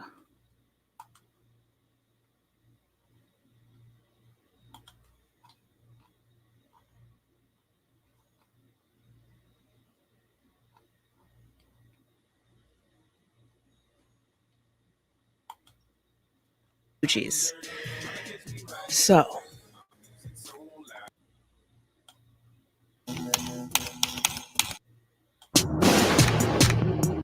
this is the next video after that. The Y-STR versus Autosomal is FBI Red and Dirty.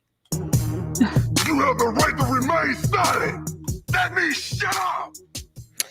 hey there, welcome back to Roz Knight, Yeah. squeezing the quo. I agree with you, 350 Heather. subscribers. Gotta be intentional. Body, woo. Honey bunches, smoochy Commercials boochies. that's one of the scariest So, things about this case. as you see on our People screen, were already we have descending nucleic the acids, death chamber RNA, when he DNA, was arrested. proteins, the peptides, the Yeah. amino acids is what they were talking about in forensics. Yeah. Okay. All by listening to the media. We'll get into that if you like to in another video. If you want me to go through this, it's a decent slide. Like, we all heard the media, but we didn't listen It's a to them. structure and it goes through all of We it. looked And a little further into it's it. actually, it's pretty good. So if you didn't want do me the to go work. through this, Say what you I will. are saying. I may go through it anyways, just for my personal pleasure of versing myself. So I'll probably end up doing it anyways. Okay. So now,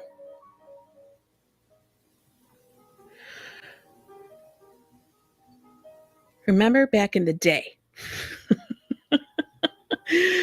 when Ann Taylor said she believes that knife sheath definitely does not have Bryan Kohberger's DNA on it. No way, no how. There's no way his DNA is on there. He has no connection to any of these students. He has no connection to them. So she wants to know how her client, Bryan Kohberger, how his DNA got on there in the first place. And she wants to see that. Yeah.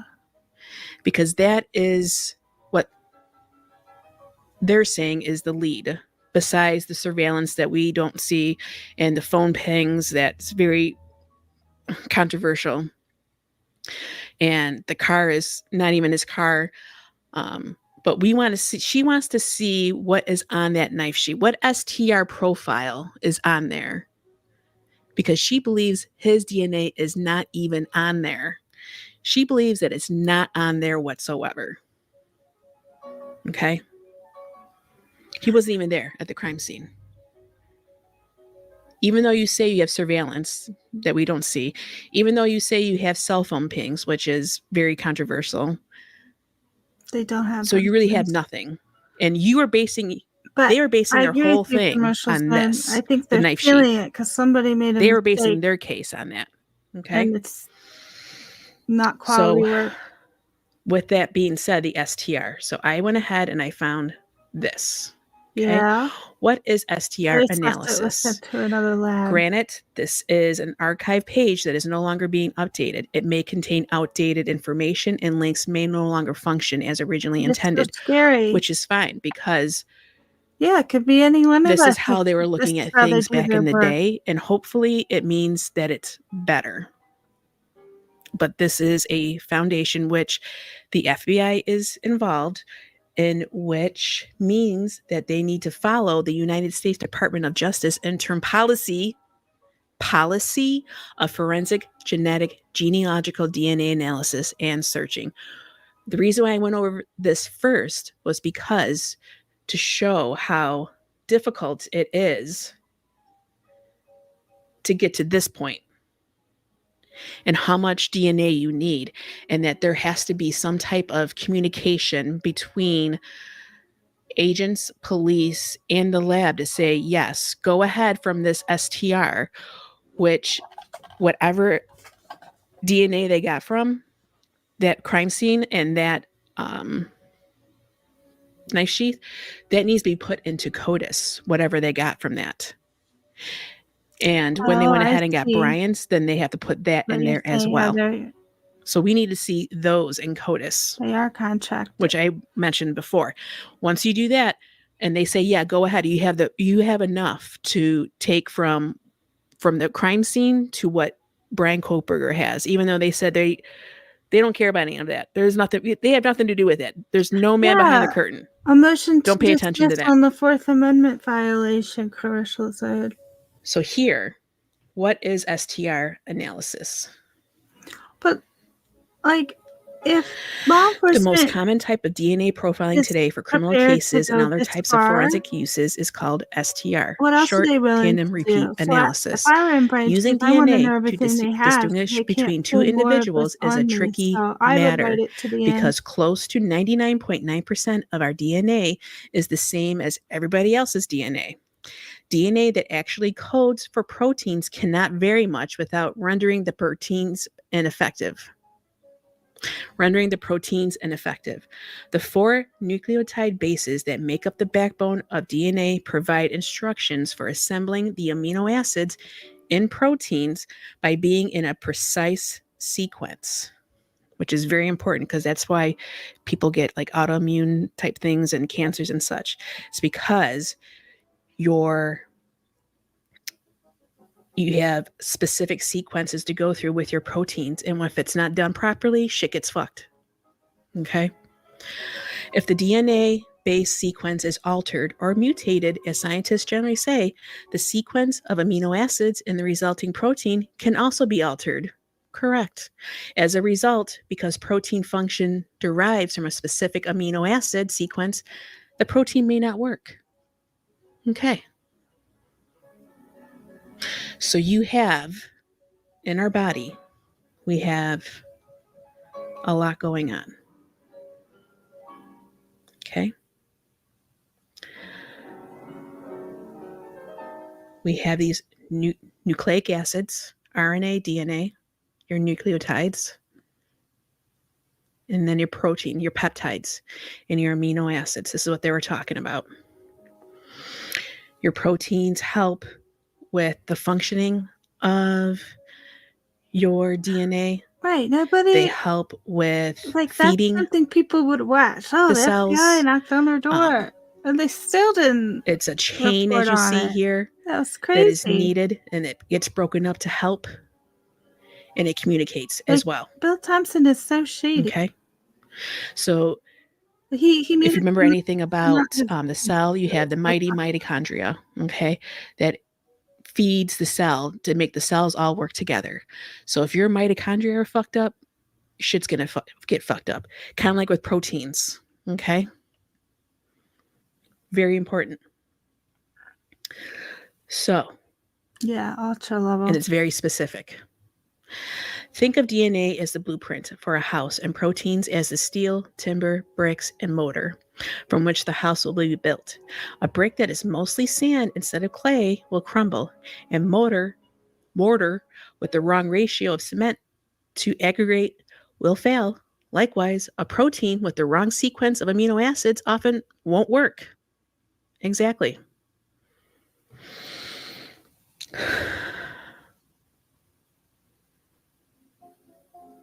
This analogy fails to capture the complexity of the DNA protein system. However, because proteins are not only the bricks and timber, some read the blueprint and supervise the building. Others are the bricklayers and carpenters, and still others maintain and keep the house functioning after it is built. Yes, Well, non-functional or missing I'm just proteins gonna are the go basis for for like many maybe genetic another diseases, which I was just saying earlier. 20 minutes here. If your proteins are fucked, you're fucked. Useful differences in the DNA must be found. Useful differences in the DNA must be found in the remaining 0.1%, which is not known to code for anything specific because this section of the DNA's precise sequence is not so important. It is quite variable, which makes it possible to use DNA to distinguish between individuals. You want to see the differences. You want to be able to link up the chains. You want to be able to link up the chains.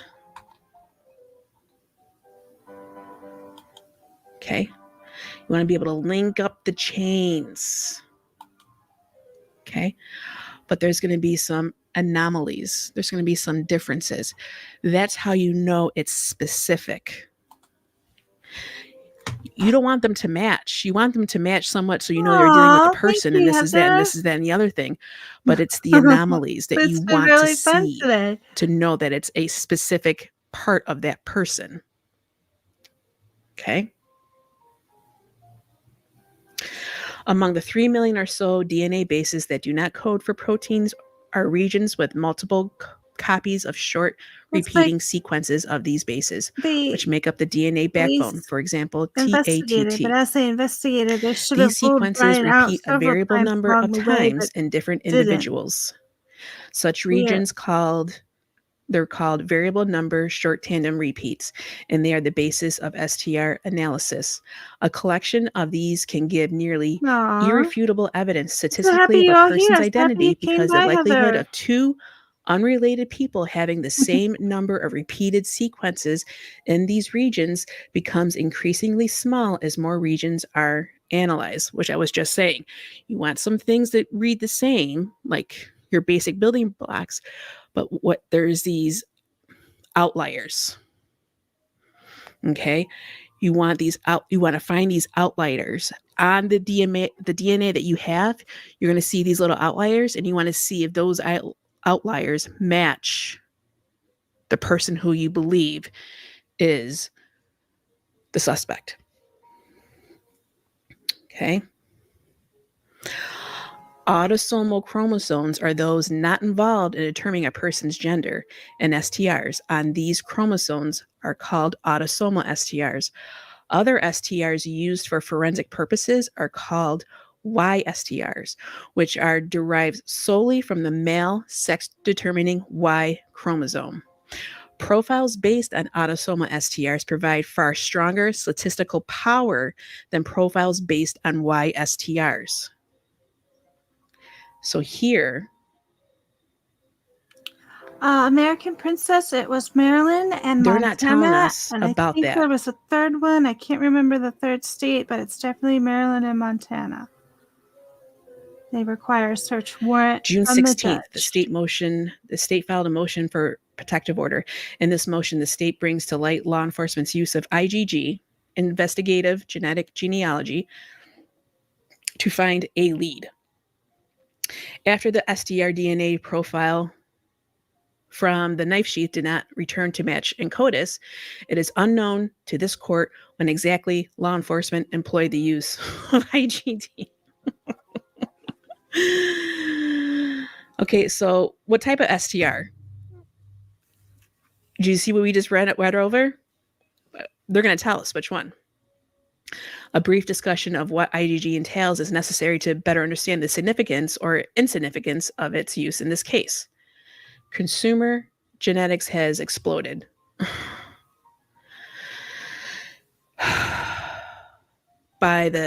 Driven by the second most popular hobby in the United States, a fucking hobby? Genealogy. This hobby, it's a hobby. Everything We're is basing industrial. court cases now on fucking Oh, they have hobbies. to know the second anybody looks into their Has stuff, been co-opted by law enforcement think to solve so cold surprised. cases. It's a hobby now. right? They shouldn't By be linking sealed. crime scene Like, DNA with the DNA you of the should be able suspect's to know relatives, what which they is continued did. in a direct-to-consumer genetic database. The relatives' genetic data acts as a silent witness or a genetic informant, wordlessly guiding law enforcement to a handful of potential suspects. Driven mostly by genealogical hobbyists, the majority of the DTC ancestry genetic testing services rely on single nucleotide polymorphism, SNPs, which are mutations as the level of the individual's nucleotides. SNP data can also reveal whether users share segments of their genome with other users, predicting relatedness through a common ancestor. This works by analyzing the percentage of overlapping bits of genetic code, also called identical by descent sections, that one shares with relatives. Assuming no historical inbreeding,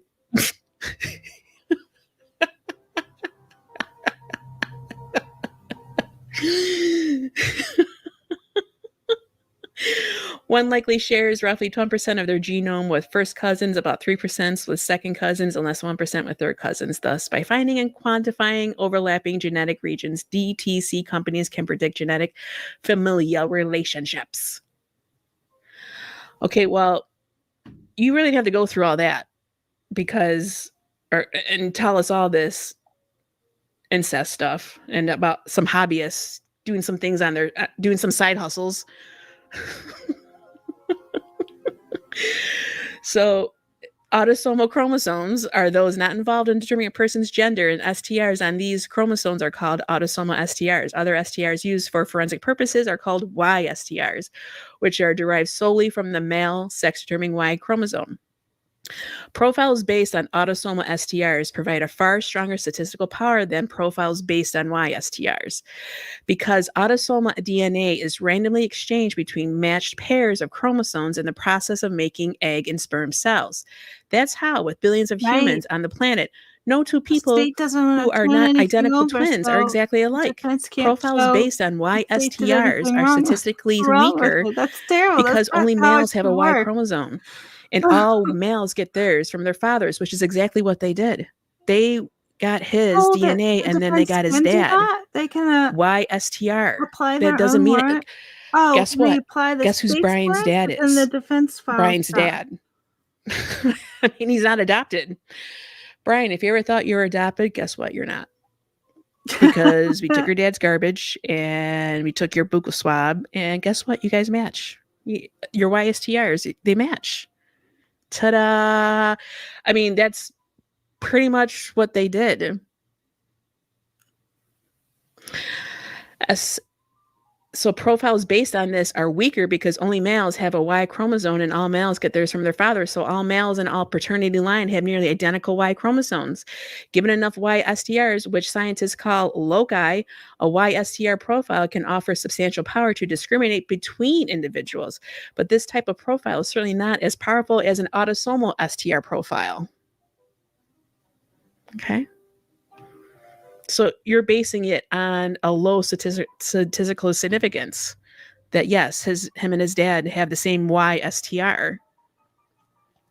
In the United States, 13 autosomal STR loci are now accepted as the system used for forensic purposes, given a robust crime scene DNA sample with the good data. It was a robust crime Yes, scene, you're but correct, apparently American Princess. the perpetrator, It did refer to his was on a small little knife sheath tree buckle. as informant. In a robust crime scene, there was a small amount belt buckle DNA on the knife sheath. You're going to expect us that you work that magic. Highly fucking not.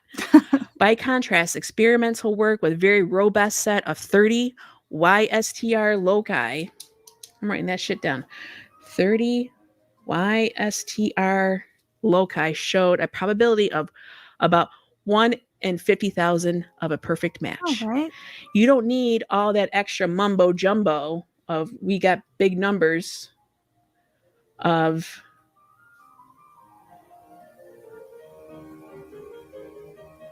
here. And Carol, remember Carol, who did a reactionary piece because her shit got questioned, and she started talking about the STR loci. And if I'm correct, this is basing it off of the STR anomalies. Okay. And this is with the genetic profiling. Okay. And she does this as a hobby, I guess, according to the PCA. She just, she does this for fun. That's what they said. Brian, your dad is She your just works for father. the state, and she just Yeah. does this for fun.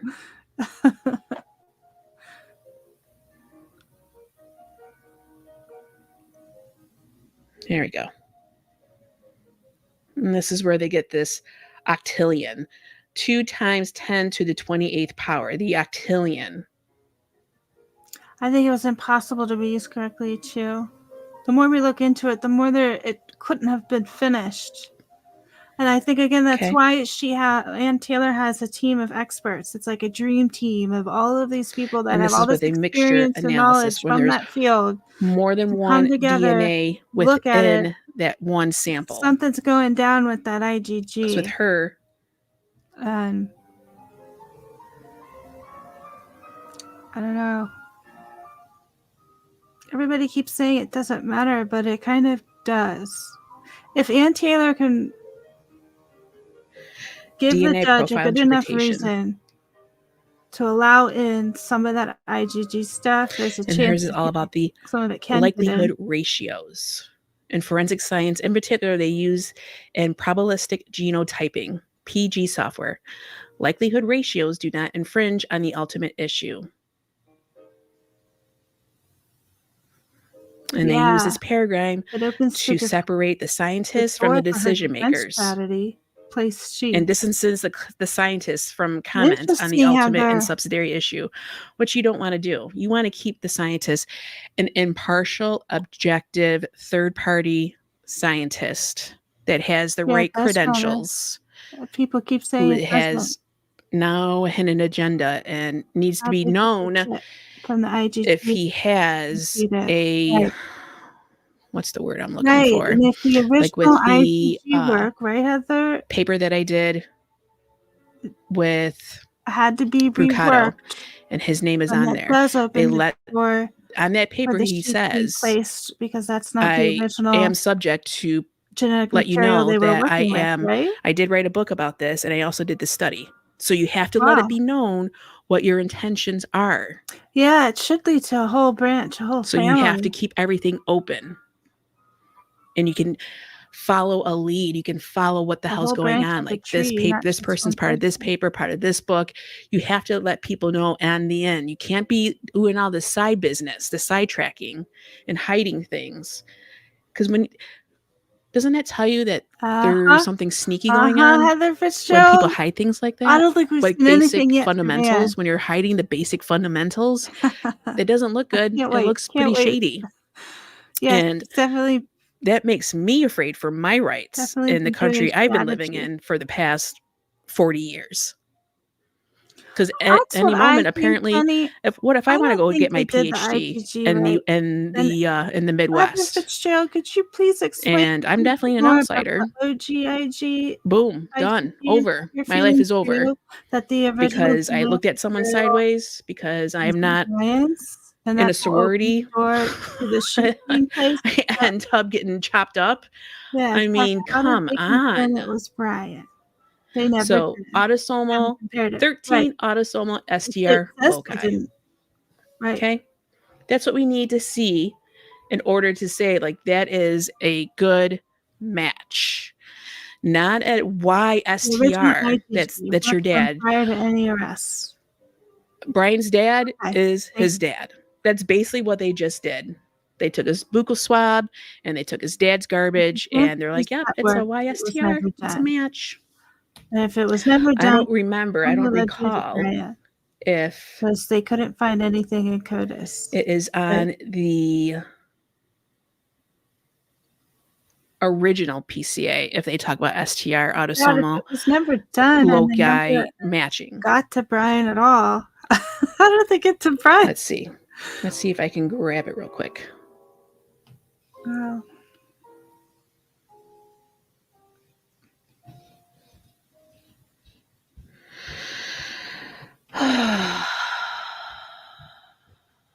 November 7th, 2023. And the holidays are coming around the corner.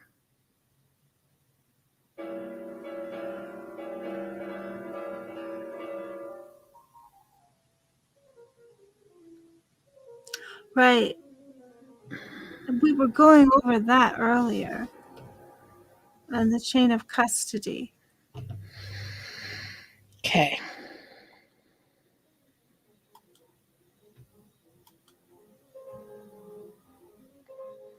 You know, and this gives me a headache just doing this. Partial sheath profile. But you know, it's my hobby.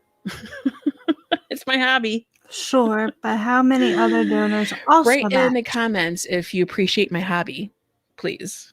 Please let me know. Where did the tip I would come? be very grateful. Right. And do they talk about STR on here at all? They don't talk about STR on there at all. They do talk about the driving, some footage in the car. I think in one of the defense motions, they did mention that IGG. So on December 23rd, I applied for and was granted a search warrant for historical phone records with this phone number. That's why they have to call it a profile, because they didn't have time to do the work. The IGG was not done. Got the cast. Oh my God. Right. It wasn't done. They couldn't have. Movement of the white Elantra. I mean, how many trees are you going to have? Not so many people. And if you have so many people, how do you someone out? With my hobby, I may have to now get into cast, learn about that. There you go. Exactly. What else? That means. I mean, if that's what they're saying, their surveillance is, I don't know about that. No. So. Wow. I think all of you in here just solved the crime. You all are amazing. Wow. Yeah, I think the case makes more sense if it's known IGG was never So the tree. The thing of it is when we read in the Department of Justice, they don't contain all this information when you first look at it. They're given a number, and then it depends on. I don't think we can go in and start getting that information. Well, at least the police can't. Maybe the FBI can, but no one has to see that at the time. You can just see like, oh, we got it from this, and that has this number. This is like their social security number, whatever you want to call it. What have it not? And this goes with this, and this goes with that, and you can just hide it with the number. I mean, don't act dumb. The IGG process pointed law enforcement toward defendant, but it did not provide law enforcement with substantive evidence of guilt. Well, yeah, you're not supposed to. It's supposed to just used as a lead. No shit, Sherlock. The FBI did not, for example, conduct a direct comparison between the SNP profile from the K-bar knife sheath and defendant's SNP profile. That type of direct comparison required the more traditional STR DNA analysis, which was conducted by the Idaho State Police, not the FBI. Okay, well, there we go. And which STR is it? Is it the Y-STR? Right, 13% of other men have the exact same thing. Right. That's what I'm Was it thinking before the earlier as well. did they use the were they able to use the 30Y No, STR oh my God, sheet Shirley. autosomal chromosomes? Autosomal. Was it an autosomal chromosome match? Profiles based on an autosomal STR provide a far stronger statistical power than profiles based on Y-STRs, which is what they're using with Bryan and his dad. That is a Y-STR. Okay. That does not have a high significance to it. It's not as powerful as an autosomal STR profile. So we need to see that. We need to know what type Wait. of STR So they don't DNA an analysis it STR is, from because they went the more Brian's traditional father, route. Okay. All and then right. said Well, we need to see that. Brian's father is We Brian's need to father. see that because Anne believes That's that it. That's the whole his DNA is investigation. not on It has there. nothing to do with anything. Not on there whatsoever. They first reported finding the sheet under the dumpster. Someone's DNA is outside, on but they there, corrected. Yes, I have but not the same Brian's. article. I know, and I've heard that And on the having a news Y early on that they found the sheet STR outside means nothing. It just means that in or around that Brian's dumpster. and his dad are related.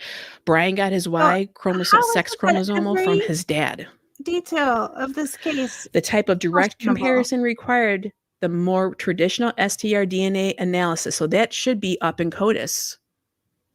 So then why wouldn't the judge or the defense be able to see that? That should be in CODIS, right? According to the Department of Justice. So what am I missing here? Please let me know.